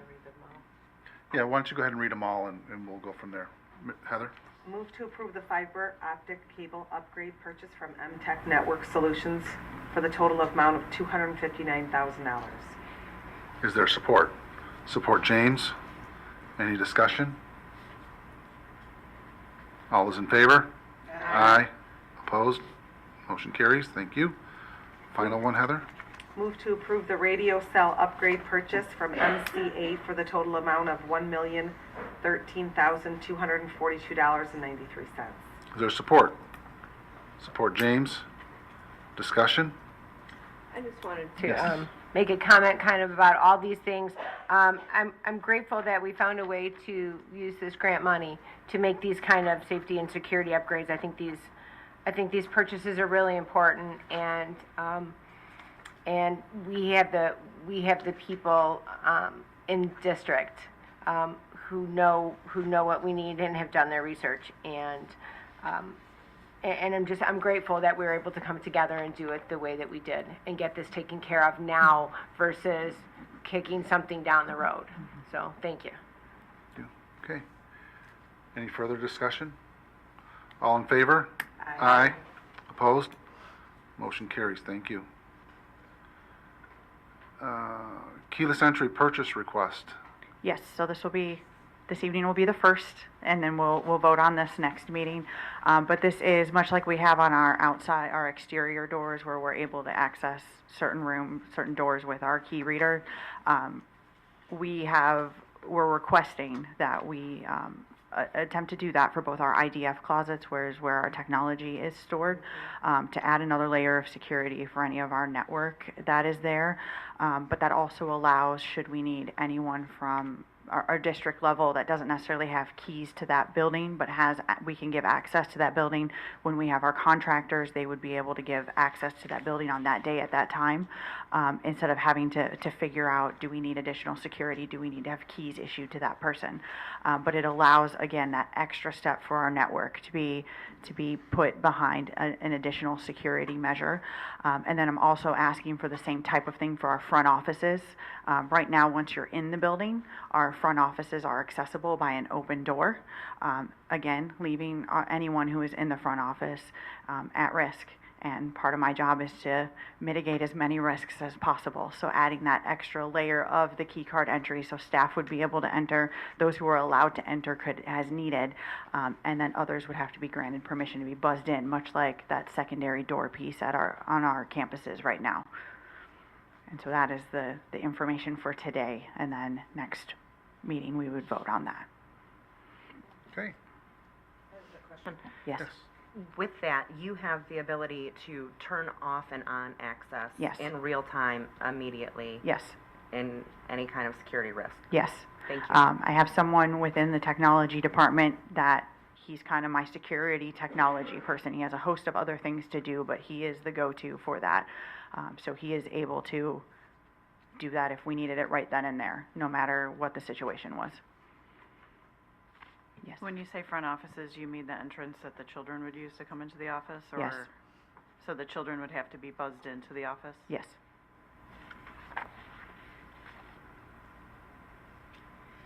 Okay. Any further questions? Okay. Item C. Okay.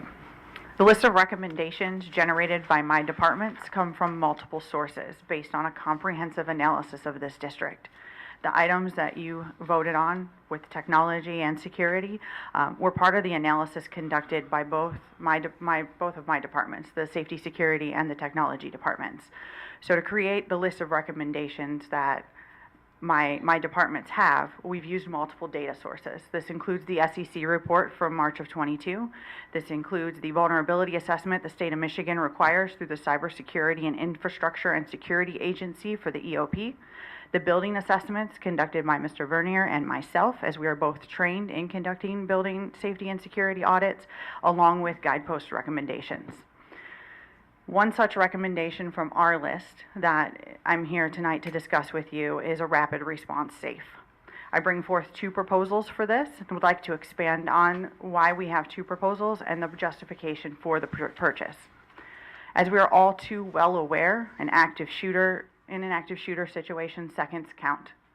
Our intent is to save time and, depending on the proposal, provide our SROs and trained security personnel with the tools they need to quickly engage and accurately stop a threat, thus saving lives.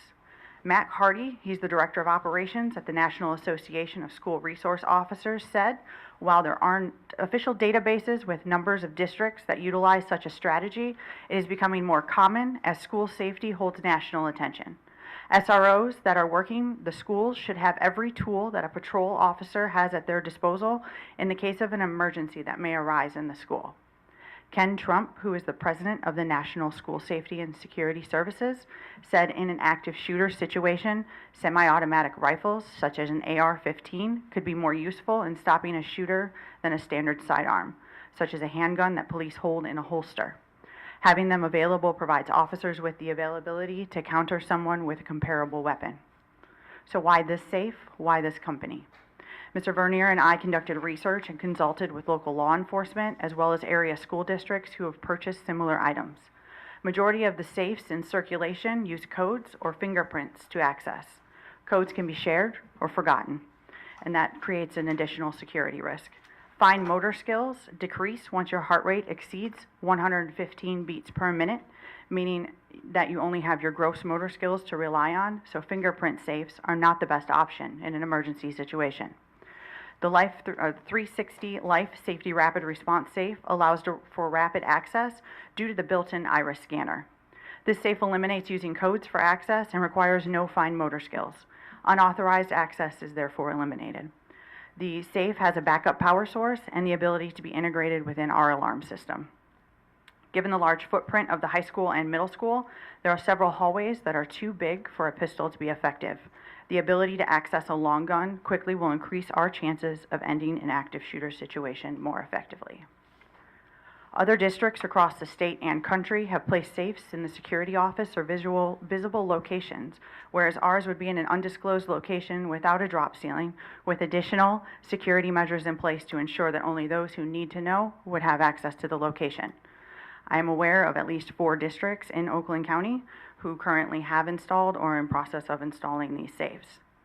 Should we move forward with 6 safes, which is one of the proposals, 2 of the safes would be accessible by our SROs and those who the Oakland County Sheriff's Office deem appropriate only. I, nor my safety administrator, nor any security personnel would have access to those safes or the materials within those safes.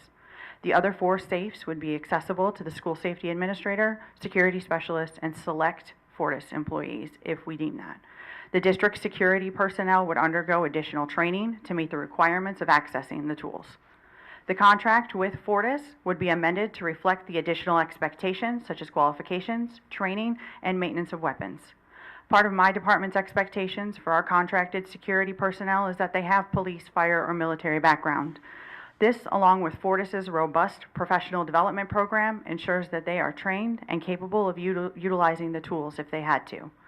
We would work with Fortis to develop specific criteria and expectations for the selected contracted security personnel who would qualify to access the safes. Employment with Fortis would not guarantee access to the safes. Should we move forward with the other proposal, which is the 2 safes, these would only be accessible by our school resource officers and those the Oakland County Sheriff's Office deem appropriate. Overall, the research points to having a strong preventative program in place, which is another component to our department. We are doing this through various professional development opportunities for all Oxford staff, either what we've been doing so far this year and what we have planned going into the next school year. We will continue to develop our staff to recognize pre-attack behaviors and work with Mr. Barlis on all preventative measures. This purchase is but one piece of a multifaceted program that is school safety and security. This is a proactive approach to mitigate a risk should we have to approach the unthinkable. Okay. Questions? I just want to say thank you because I sent you a huge list of questions and every single one of them were answered tonight, so shockingly, I'm good. When you said these are going to be hooked up to the alarm panel, would that mean that if they were to be opened and stuff, there'd be a notification, not necessarily an alarm or anything, but just a tracking way Yes. to see when they're open? We would have by who? access to that, and much like with what we talked about with the key card readers, I do have someone within the technology department that would be in charge of that back end feature of it. Okay. So there'd be good auditing and stuff? Yes. Okay. Dr. Reese? The Oakland County Sheriff's Department supports, wants these. That's why they would have ones that are accessible only for their employees. They do currently have those in other districts in this county. And those are just the SROs that are in our buildings currently because they only have a sidearm and not other weapons. Right. And then if we, so if the other safes were put in place, who would own the weapons that are inside them? Fortis would own them. We would not be, I'm not here to ask you to purchase any weapons. Anybody else?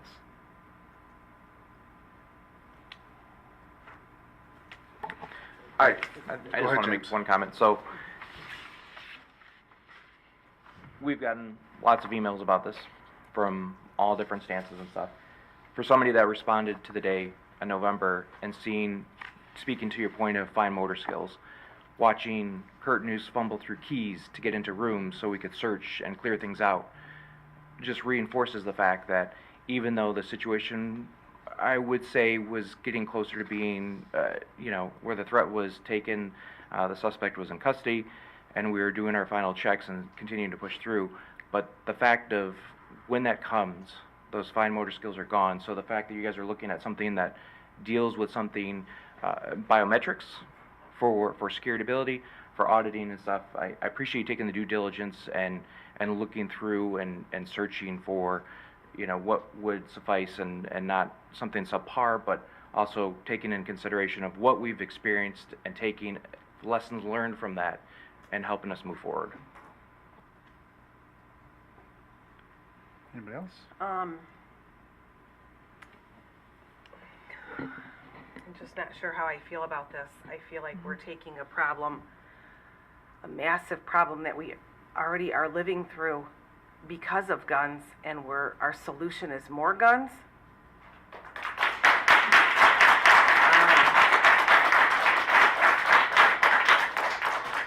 And I am pro Second Amendment. I feel like, people have the right to do things in their homes, but as a school,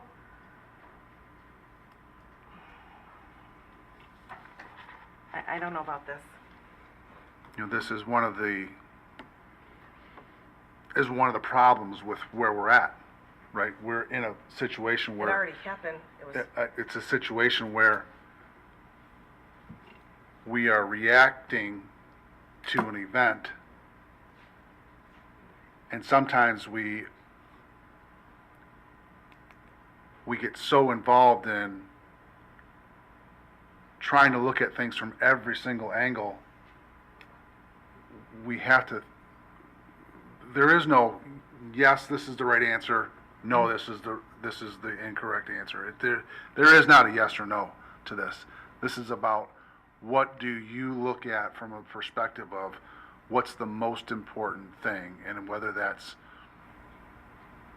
protecting students and being prepared, or giving 5 more minutes so that the SRO can go to their vehicle, get the long gun that's already in their vehicle, and respond in that manner. And that's just a dilemma that we all have to answer for ourselves.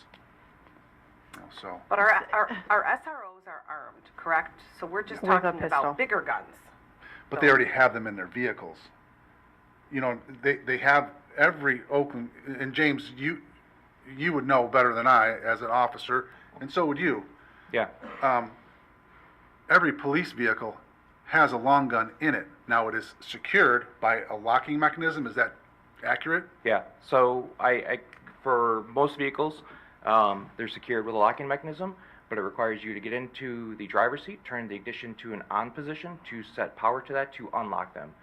So add those seconds to it, and fumbling with keys and trying to get them into the keyhole, to then put them in the ignition, to hit the release, to pull them out, to grab that stuff, secure your vehicle again, and then go back into the school. The 6 safe thing, not so sure about that. For the SROs, to bring their tools with them inside the building and have them secured in their office, that is essentially an extension of their sheriff's office inside of our schools, that they're already there, to cut down seconds or minutes, I guess don't the know. question that we have, I'm sorry. No, I don't want to say it's a no-brainer, but it's like when seconds matter that day, people have talked about it, like if they could only been there a few seconds sooner, if they could only be there a few minutes sooner, what could have changed, what could have been. It's a tragedy no matter how you slice it, but what could have changed. So, I mean, I'm sure, I'm speaking for you, Allison, this is not an easy topic to approach and to present and stuff. But, from guidepost recommendations, from talking to the SROs, for looking at stats and other stuff, and we're not alone in this, and looking at this, other districts have done it, they're in place, they just don't have so much of a focal point on them while they're there. And if they're in a location that they're not gonna be privileged to the public and stuff, I mean, yes, I work in law enforcement, I believe in Second Amendment, but I still, this is one of those things that I'm gonna have to think about and stuff. But to your point, yeah, they're in the vehicles, and so depending on where they're at, it could be more time added to the clock. And unfortunately, I think we can all understand that there is a component to what's going on in our country, and it just doesn't happen in an isolated area. It could happen anywhere at any time. I think we have to be aware of that. But I think when we're looking at this, we have to look at it from a couple different perspectives. Number one, who is going to stop the threat, and they got to stop it quickly? Is that enough in your mind to say, I'm good with 2, I'm good with 6 safes, or I'm good with none of them?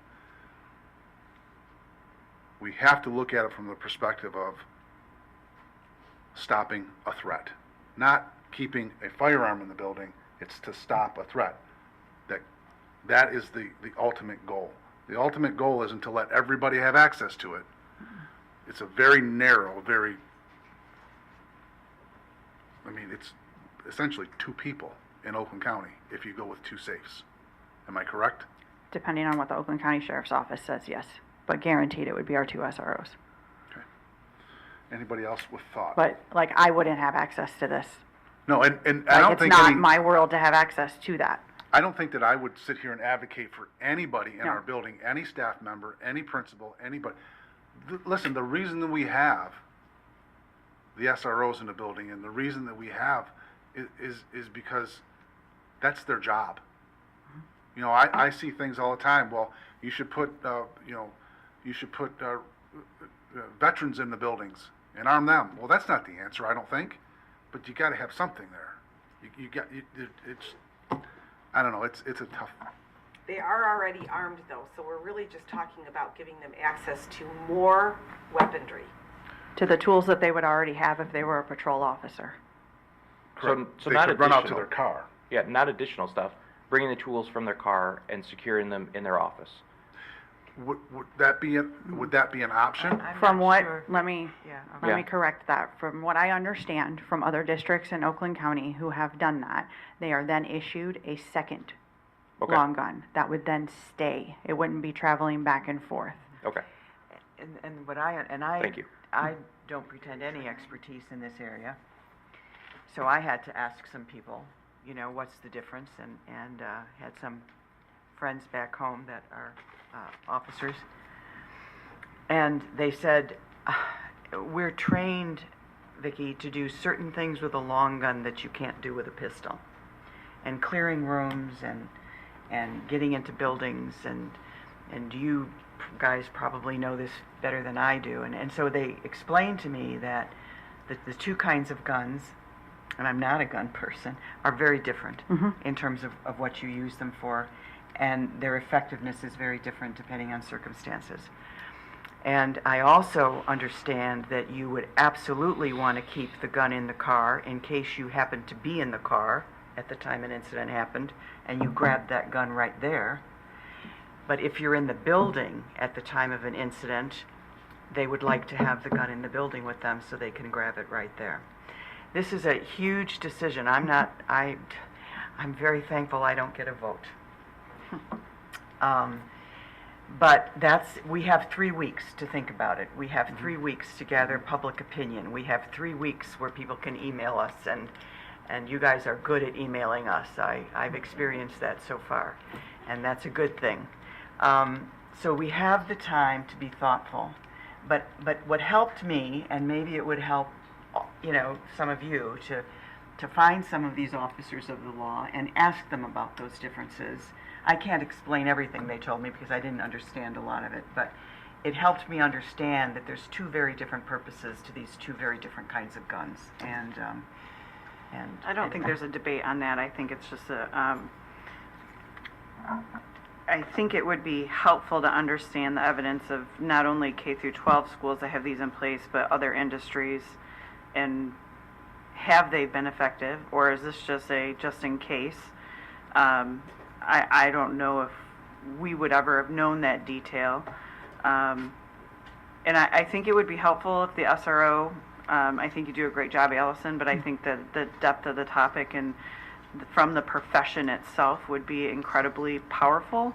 And I don't think this is something we need to vote on in 3 weeks. I don't know if there's a timetable on this. Going into the summer, so. I also think that if we have a safety and security committee, that this certainly is something that they discuss amongst that group, because it includes parents and it includes administrators and it includes board members. And I think for it to be just a really thoughtful process in presenting, and because it is very triggering in this community anytime we talk about guns and gun violence. And I want to make sure that if we're doing it, we know every nook and cranny of the why we're doing it and the evidence that supports it. So I appreciate you doing this. I know it was a really tough conversation to have today. So.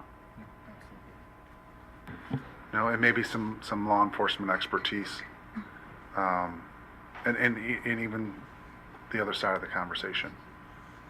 What goes into the decision making is a healthy conversation from both sides, and not just well, you get blasted from one side and you shut out the other. It's got to be a healthy conversation so that we can make an informed decision. And really, it's an informed decision based on what our communities feel and pulse is. And that's really because we are put here by our community, and so we have to be cognizant of that as well. So. And I can work with Dr. Markovich to put you in touch with other districts in Oakland County that have that. I am not comfortable sharing those districts in a public setting because it's not public. They haven't put it on their website or anything like that. But I am comfortable with reaching out to those districts to see if they would discuss that with you.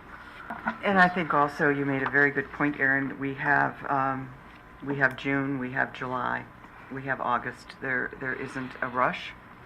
And I think taking it before the District Safety Committee is a very good option to do, because on that committee we have law enforcement, we have people who are from the community, we have people who, we have the parents, and we have board members, as you said. So that is a very good suggestion, and I would suggest we convene that committee before we would bring it back to the board for any further discussion. Okay. Can I request further beyond the committee that we have, it's kind of like we had planned for the health clinic, some sort of community town hall meeting, presentation, something like that? I know that everything doesn't happen in a vacuum, right? And most of the questions that Allison covered were from emails from community members. Excuse me, we're from social media. We're from people reaching out and talking to us about this, which is really largely how we procured so many of these questions that she was able to cover. So I think that it's a wonderful resource. Yeah, I think the one thing we did with the Community Health Committee that was very good, and I think it brought us much more community input than meetings do, was the survey we did, the Pulse survey that we pushed out to our parents, and we had a huge response back. So as we learn more and we're able to put more information together around this and get people educated, I think perhaps that kind of survey would bring you, Todd, do you remember how many responses we got back on those two, the health? But it was, it was a lot. And so I think that's an important thing too.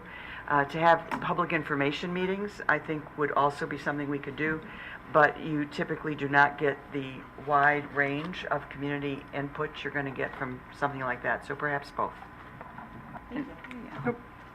And I'll just reiterate, I think the safety committee would probably outline some of that because it does include those. And I really think that some of these high-level purchases should go through that committee, even if it's be called, which is an open meeting for the public to attend as well to see discussion. No, it's not. The District Safety Oh. Committee is not an open meeting Oh, my bad. because you're discussing your school security plans. And you can, if you put them out in the public, they're no longer security plans. Gotcha.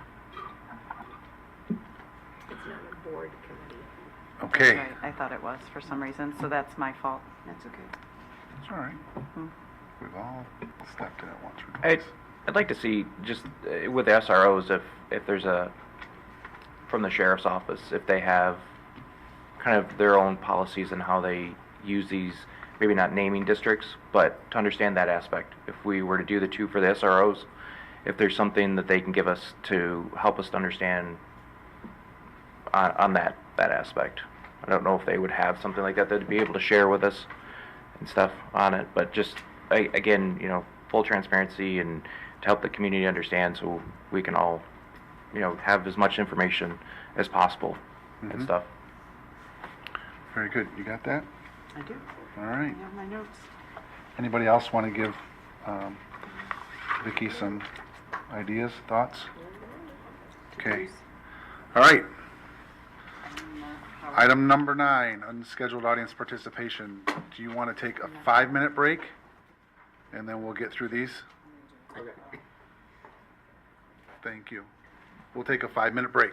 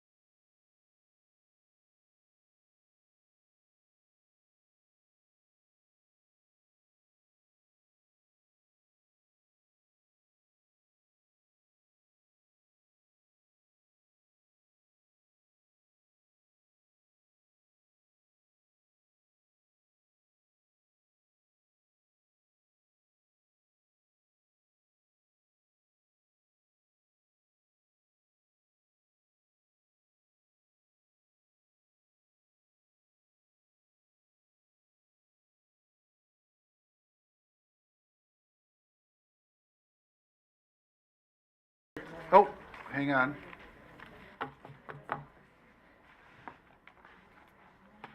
All right. We'll start, George Stoffren.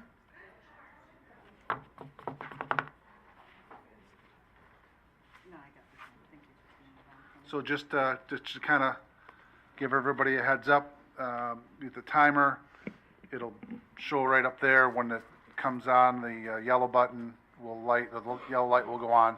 And was it 30 seconds or a minute? 30 seconds. Yep.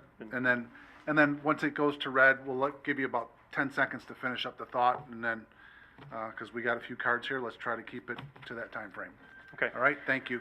Well, thank you for the opportunity to address the board. My name is George Stoffen. My daughter just graduated last week, and my son is currently in 10th grade. I hope you do not approve the proposal for storage safe for long guns and armor. There is no evidence that hardening our schools in this way makes schools safer. The research from a decade of research studies outlined in the Washington Post and in a report from the National Education Association, research out of Ohio State University, and the work of a number of individual researchers bear this out. 3 studies from the Journal of the American Medical Association also bear this out. One of these studies from the Journal of the American Medical Association in particular is noteworthy. Peterson's and Densley's presence of armed school officials and fatal and non-fatal gunshot injuries during mass shootings, United States 1980 to 2019, states that, and I quote, "The data suggest no association between having an armed officer and deterrence of violence in these cases. An armed officer on the scene was the #1 factor associated with increased casualties after the perpetrator's use of assault rifles or submachine guns. The well-documented weapons effect explains that the presence of a weapon increases aggression. Whenever firearms are present, there's room for error, and even highly trained officers get split-second decisions wrong. Prior research suggests that many school shooters are actively suicidal, intending to die in the act, so an armed officer may be an incentive rather than a deterrent. The majority of shooters who target schools are students of the school, calling into question the effectiveness of hardened security and active shooter drills. Instead, schools must invest in resources to prevent shootings before they occur." End quote. Mark Folman's recent book, Trigger Points, speaks to the need to take preventive measures. His book is the result of an 8-year study that centers on the effectiveness of behavioral analysis and threat assessment rather than reactive measures such as introducing more weapons into the schools. I have heard often at board meetings about the importance of having research and data before decisions are made. My hope is that you make a decision based upon data and research and not based upon what you think might work. I also heard in recent meetings about the need to take time to absorb what is the first guidepost report, to find what we can learn from it so that we can make improvements. So let's do that. There's nothing in the guidepost report that recommends purchasing long guns and storing them in schools. Instead of pursuing this path with these storage lockers and weapons and armor now, we should take the time you suggested we take to consider what is in the report. Just tonight, we learned we will have limited resources in the coming years. We should dedicate these limited resources to mental health and social and emotional well-being of our students. That is what the report suggests. We should seek to follow its recommendations. Thank you.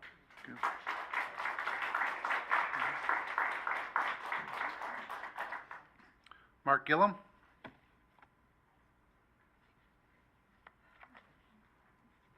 All right, so thank you, Dr. Markovich, for your thoughtful touch here. It's been greatly appreciated, and you add so much value.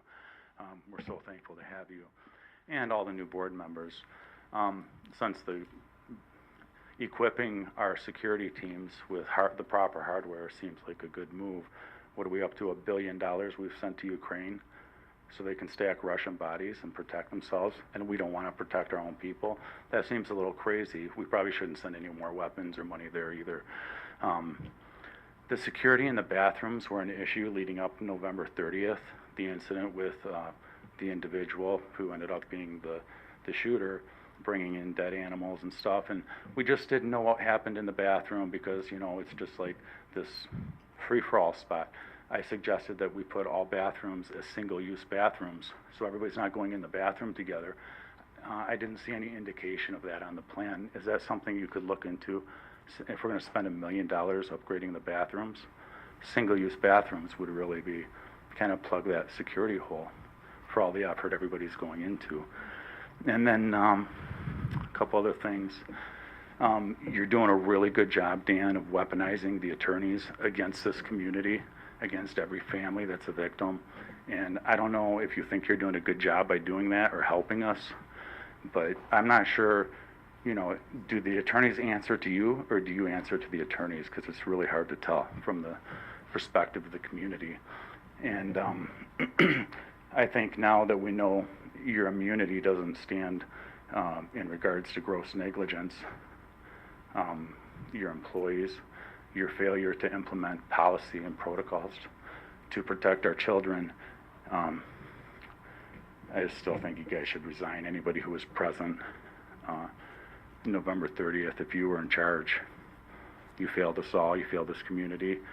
And, you know, we were tired, but now we're getting our second wind. And now that the judges are starting to rule in our favor and hold you responsible, we're going to push things to the fullest extent of the law to hold you all accountable for your failed actions to protect our children. Which leads me to my next issue. Why are the employees who failed our district still working for this district? If you protect them, they should be gone, along with you. You mentioned ESSER grants. Just a point with the forced masking. The reason you all said you had to mask our children against their will was because the ESSER grant told you you had to, and you couldn't give people that freedom. So any further contracts, could you make sure that you're not selling our children down the river or their freedoms or their right to choose? That would be greatly appreciated. And, you know, I think if you could search your heart and understand that this entire community is sitting here watching you, and it was your failure, it was your watch. And you sit here like you have the answers, and we're sitting here like it's like a big joke to us. I don't know how you expect us to take you serious. Thank you.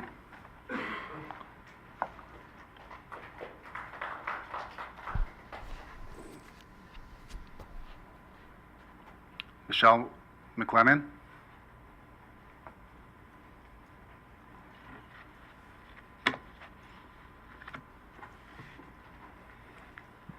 Hi, thank you. It's Michelle McClellan. Sorry. That's okay. Everybody, my family adds ends. It's all right. Anyway, thank you for letting me come up here and speak. Just, you know, on regards to the gun safe, I really don't agree with having more guns in the school. You know, if the SROs are armed, it's my understanding we had on November 30th, I thought there were armed people in the school. I don't think adding more guns to a school is anything that's going to make kids feel safe. You know, when they do studies and they ask kids, there's studies out there saying, or surveys out there saying that they don't feel safer with more guns in the school. Somebody was talking about law enforcement and asking them what they think about the safe and guns in the school and that kind of thing. But I would say, why don't you look at research? Look to see, you know, there's been, unfortunately, so much research now about what happens, what, you know, how people feel after this, and, you know, what works. So I would say get research before you decide what you're going to do with this. I'm wondering where the recommendation came from. Are we, you know, going to a school security business and asking them, like, oh, what should we put in? Of course they're going to tell you, put more school security stuff, you know. If that's the case, you know, I have swampland in Florida for you. I mean, I just don't understand where this is coming from. I wanted to read something that was from trace.org, and it's a study that was done by University of Texas criminologists, and they found that gunmen have often targeted schools with armed guards. In 4 high-profile 2018 school shootings, Kentucky's Marshall County High School in January, this is 2018.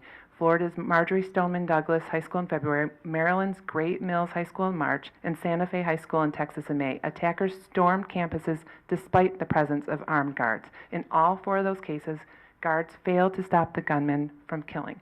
And in other studies within their findings, they found that with school shootings, often it wasn't, the gunman was not stopped by a security guard or anything like that. They generally were restrained or just stopped on their own. Like they weren't shot, there was no use to a gun there.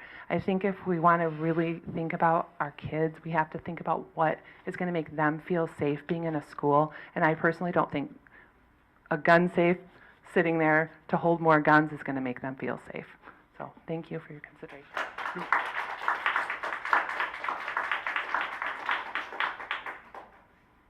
Dylan Morris. Did I give you that last one? Did I give you that last one?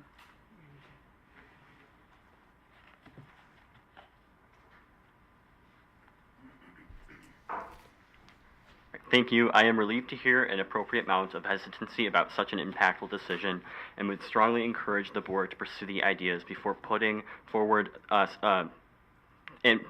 putting forward a community survey, listening opportunities, and further research. But I will say that militarizing our schools isn't the answer to solving gun violence. We're so focused on transforming schools into targets so intimidating that they will not be approached. We try metal detectors, armed guards, and now maybe a vault filled with long guns and armor. At the same time, we're ignoring the fact that one of these measures to harden our schools in the form of an armed guard failed to protect students on November 30. So let's be very clear on what is happening today. The implementation of this proposal would prepare our schools to be war zones with arsenals in our buildings. We are not talking about protecting our students and educators with solutions based in fact. My concern is that if the board chooses to implement this proposal, it will just be another failure of Oxford to listen to, recognize, and center the needs of students and educators. While I realize a lot of attention towards gun violence prevention is given to the state and federal governments, schools have a large role to play here at the local level. Our attention and resources should be directed to more pressing matters in the district, implementing a program to teach students how to care for themselves and one another, continuing to develop and adapt the recovery plan, and inviting Honor Health back into the district to craft a solution that works for everyone. The latter would not only provide low-income families with critical healthcare access, but also provide additional mental health professionals, something we so desperately need here in Oxford. Oxford kids are not okay. We can't continue to be reactive. Let's be proactive and set an example for other school districts looking to prevent tragedies and protect the emotional and social well-being of students and educators. As an Oxford High School graduate of this year, with fellow friends, educators, and 2 siblings in the district, I urge the Board of Education to reject this proposal. This is not the answer to keeping our schools safe. And as an advocate for Oxford students and educators, I will not stand for it. Thank you.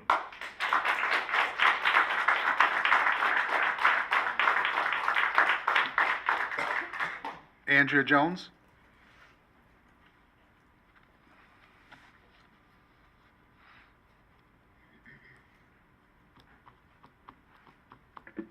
I'm short, so. Okay, so as evidenced by a student, the students have made their voices very clear.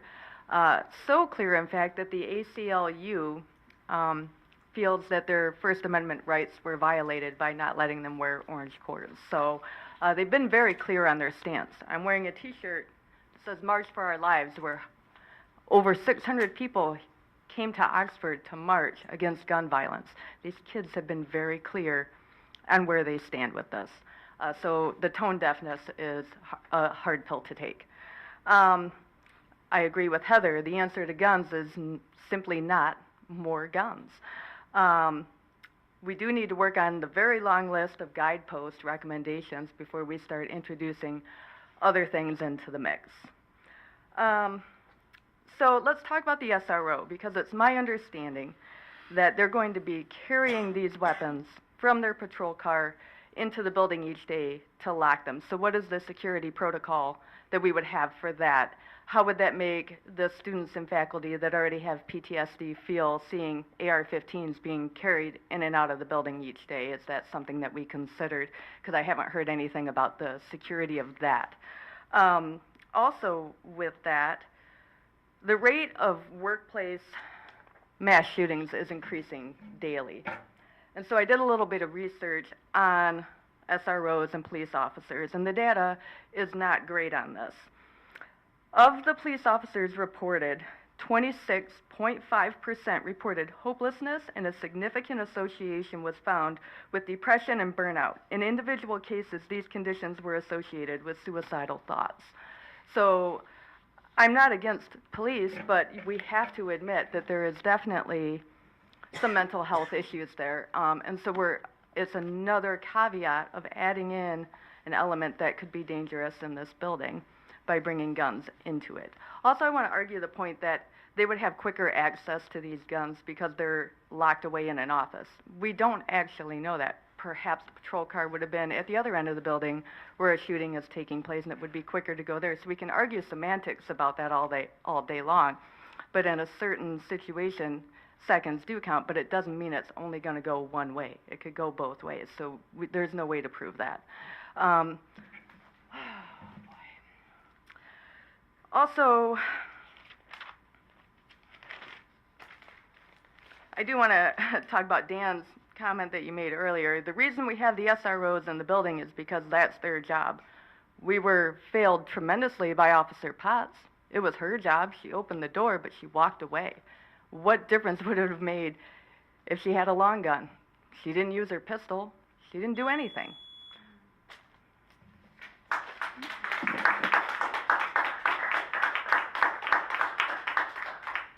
Emily Bush.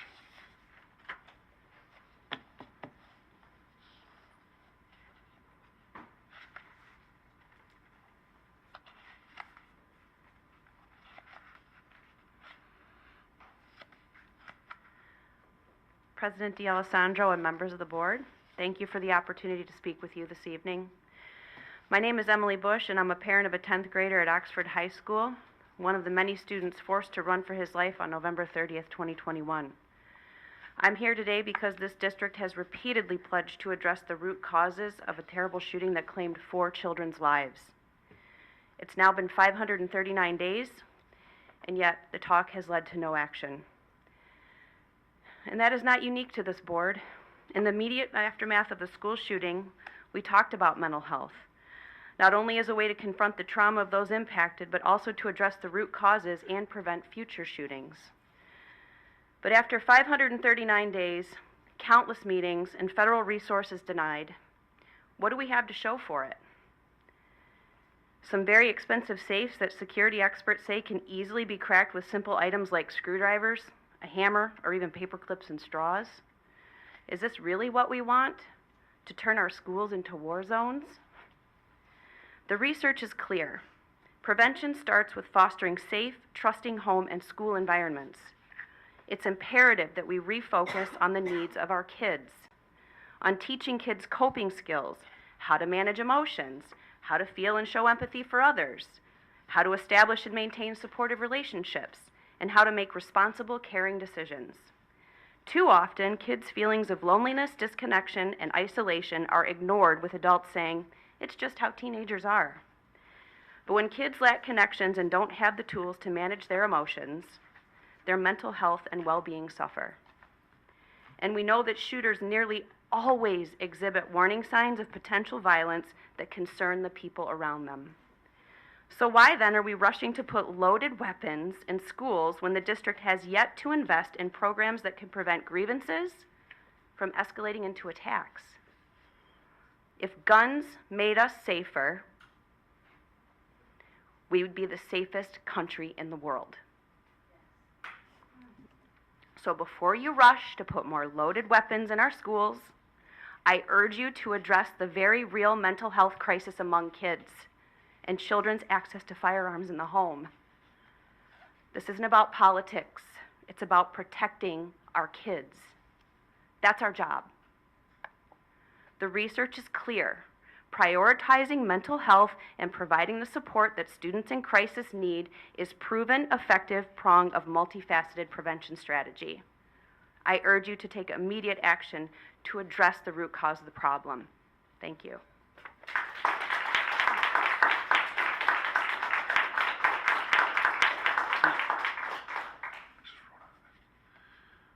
Lori.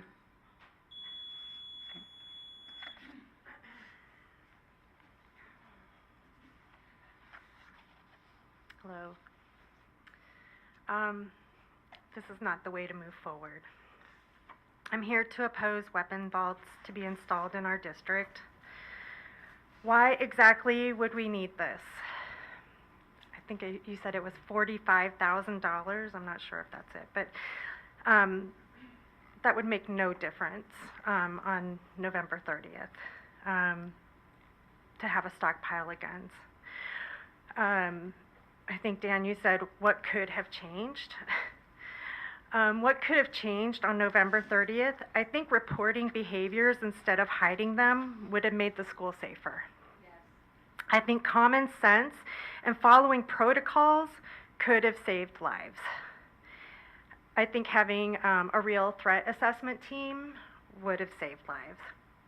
Asking about access to guns, checking backpacks and lockers. Do not send a student who's leaking violence back into the class, into the school population.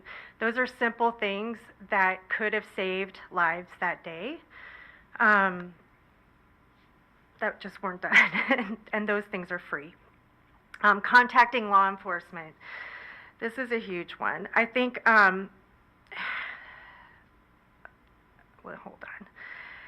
I think having a long gun, having 100 long guns would not have helped, since it seems that the school is steering problem students back into the school rather than the justice system. It is a fact that the school did not report EC behavior to the authorities. And I'll quote this. Sheriff Mike Bouchard believes Oxford High School, he said this, Oxford High School should have told police about suspects' behavior before the shooting. I can't even get my head around the fact that it was just not reported. I think reporting behaviors instead of hiding them would make the school safer. I don't understand where the idea of getting a weapon vault came from. I'm wondering if you were approached, or did you approach them? How did you envision this helping our students and staff? Is the next step to purchase guns? Is it financially viable if we are foreseeing financial trouble of about $7 million? I don't understand why we would want to spend so much money on these vaults. Is it being considered because of a grant for security that must be used or we lose it? A weapons vault is not in the best interest of the students. That's basically it for me today. Oh, good timing. So yeah, thank you.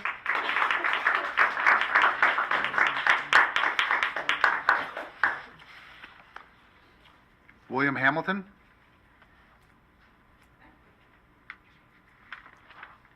He might have been that guy that left. Okay. I think he might have been the gentleman. Does anybody know? Was that him? The guy sitting in the front? Okay. Jennifer Curry.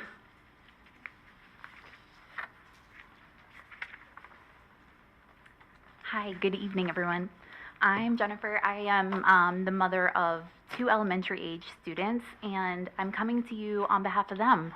I feel like I have so much thought going out to all the high schoolers, our whole district, all the families, everything that we went through, but I feel like our elementary students often get forgotten in the mix of all this too. Additionally, I'm a nurse, and I only mention that because I see things in the hospital that I think anybody that's in education or healthcare see every day. Our children are not okay, not just here, but everywhere. They are experiencing a mental health crisis like we have never seen before. We have children just sitting in emergency rooms waiting for placement because there's nowhere for them to go. They don't know where to go for help.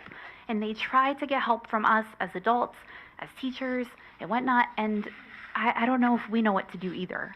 But what I can tell you is that given the history of everything that's happened here, my knowledge as a nurse, everything that I know as a parent, I know that adding guns and weapons into our schools, that's not the way to go. I don't want to bring up hurtful things that have happened, but I just have to. Let's look at the facts, the brief history of our district, okay? So we have risk assessments that were just not done, not fully implemented, or poorly done. We have questionable judgment of trained and educated counselors and staff on the day of 11:30. We have a history of our own high school resource officer not taking action appropriately when it mattered, when they had a weapon, my understanding of it. And I can't believe nobody's mentioned this. 6 months ago, we had an accidental discharge of a weapon on school grounds here at the middle school. And that was somebody, I reread the email today, it was somebody with 28 years of experience. 28 years. And here's what we know. We all make mistakes. It's just one mistake, right? But that's all it takes. So why would we want to introduce that back into our school and open that door to another mistake when we've already made so many mistakes? I am Oxford's biggest cheerleader. I love this town. I love our schools. I love our teachers. But please, like, things like this, when they come up, it sounds so tone deaf. Read the room. I mean, it just, I want to cheer for you. I want to be your cheerleader. And this does not make me cheer for you. So please make me proud. Please open it up to the public. Do more research on it. And please do not bring guns into our schools. It doesn't work. Thank you.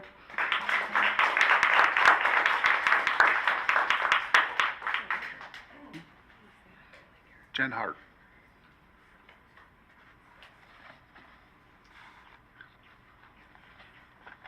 Hello. I had a whole thing prepared, but everyone here has brought up so many good points, and they've already pointed out that there's little to no evidence that adding guns and hardening our schools improves the safety. But when I saw this on the agenda last week, I called Mr. Vernier directly, and amazingly enough, he answered at commencement. But we were able to talk for 45 minutes the next day.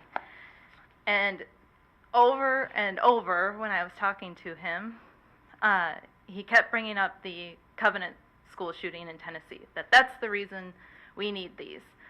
And he pointed out that the gun safes will be a deterrent to stop school shootings, because in the manifesto for that shooter, they had 2 schools in mind, and they chose one over the other because one was more heavily guarded. So I want you all to think, over the next 3 weeks, if you put these gun safes in the high school and the middle school, what's that alternative school? It's the elementary schools where my kids are, where your neighbors' kids are, where your friends' kids are, okay? So you're not stopping a school shooting with these gun safes. You're deflecting it. You're deflecting it to a different target.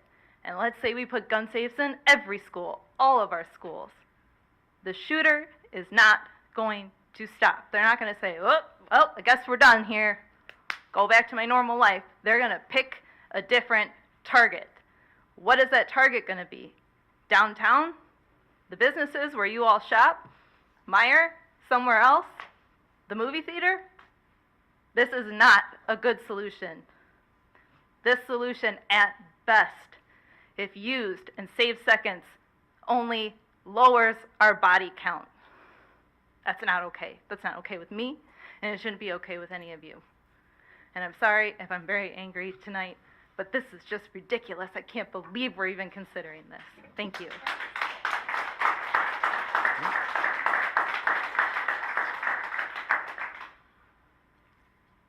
Katie Hill.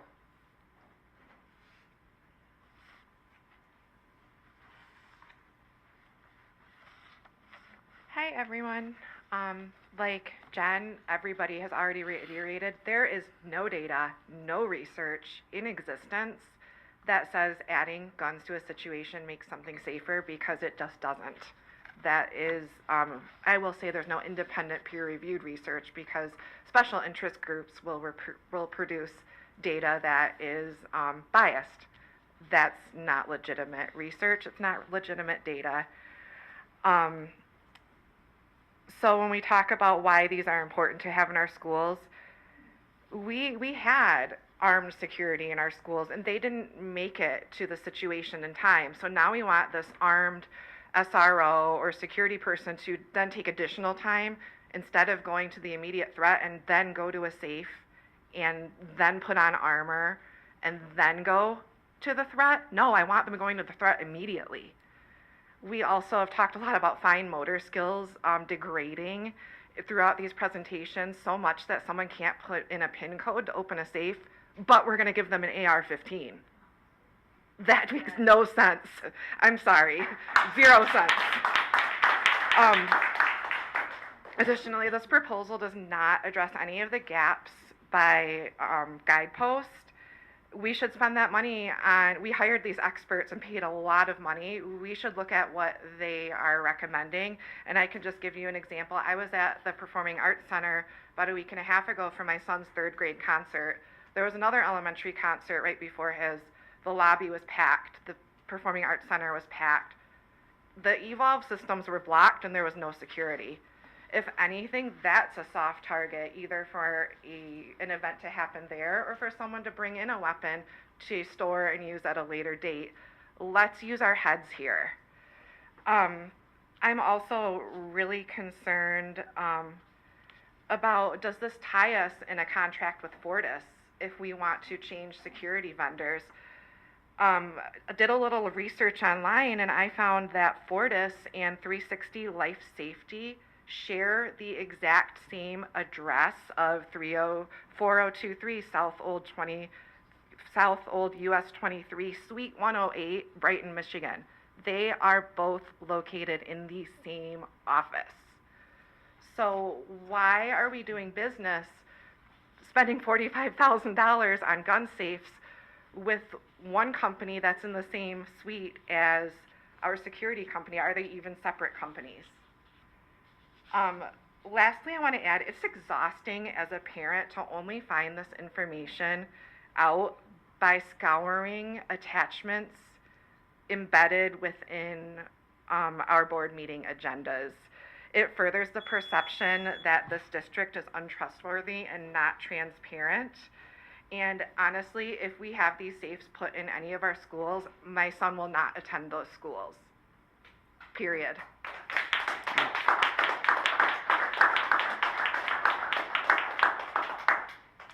Megan Gregory?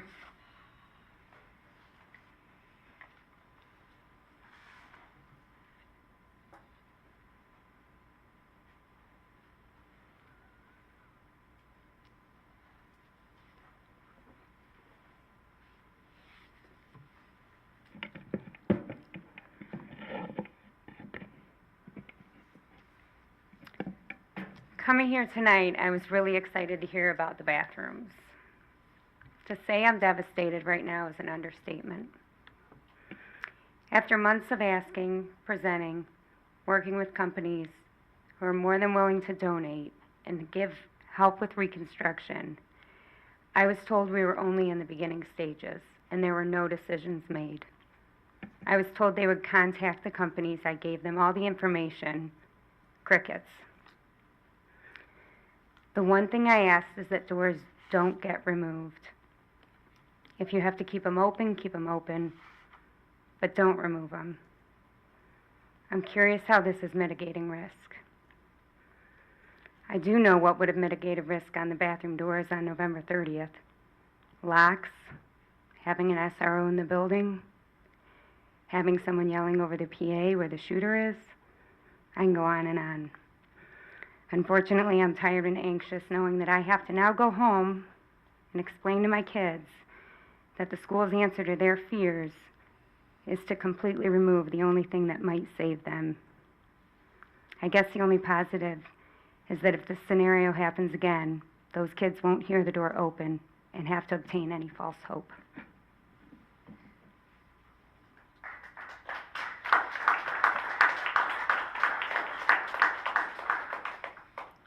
Kara Erskine?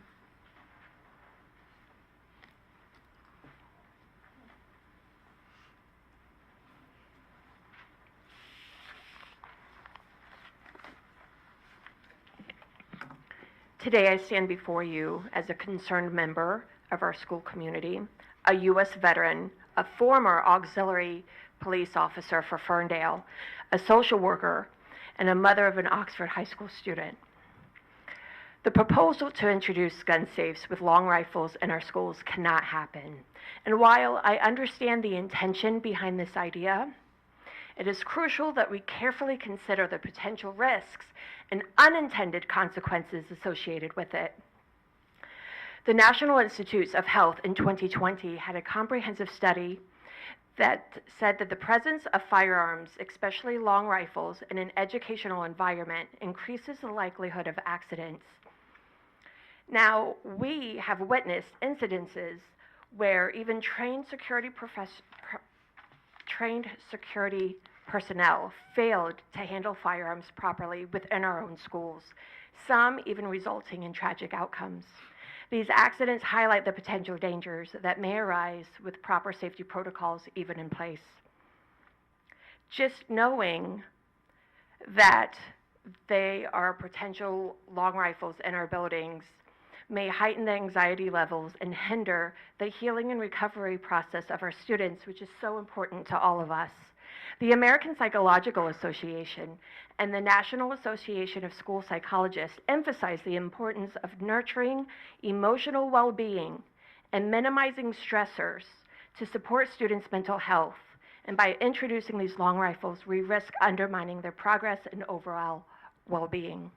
It is important to note that the reports from the United States Secret Service, the Department of Education, and our own guidepost do not mention the use of gun safes with long rifles as an effective approach to school safety.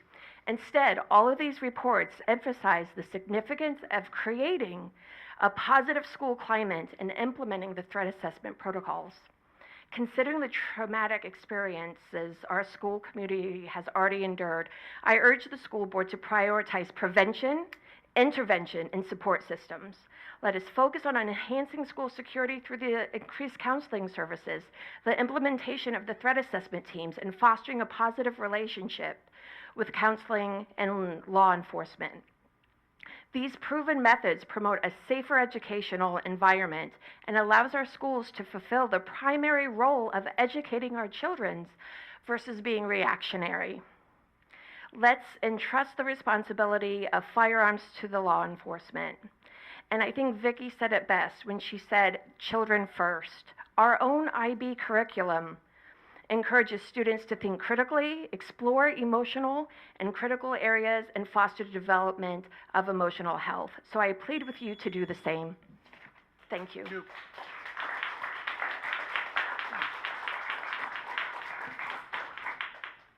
there any? Did we miss any? Okay. All right. Lot to think about.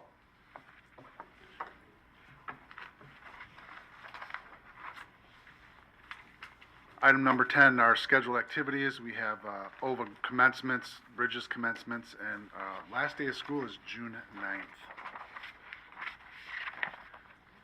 9th. Any administrative clarification? No. Final board comments? James? I just want to take a time and tell everybody that came out and speak today, I really appreciate it. All your emails, I read each and every one of them if I don't even respond to them, so continue to do them. George, if you're still in the room, if you could send me those researches, and for the other ones that posted it, my perception is only so big, so I look to the community to help widen that and to learn. So I appreciate everybody that spoke tonight.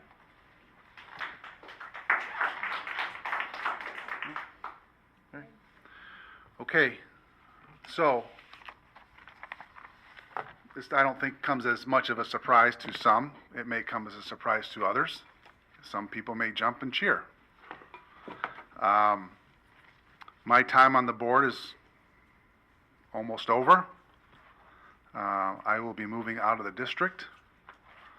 That time will be either June 1st or July 15th. I want to see this through as much as I... July 1st. What did I say, June? July 1st. July 1st, I'm sorry. It'll be either July 1st or the 15th. I want to try to complete some of the things that this board is undertaking. But I also want people to know that this is something that I've given a lot of thought about, and as much as I would like to slow the process of my house down, I can't do it anymore, as my wife is not real happy with that process. So, we'll be making some movements on the board. I would just like to just ask everybody to give these people some grace, as they have a lot of difficult decisions to make. I think that this community is it's a phenomenal community, and yeah. So, with that said, anybody with any other final board comments? No? Okay. Meeting is adjourned.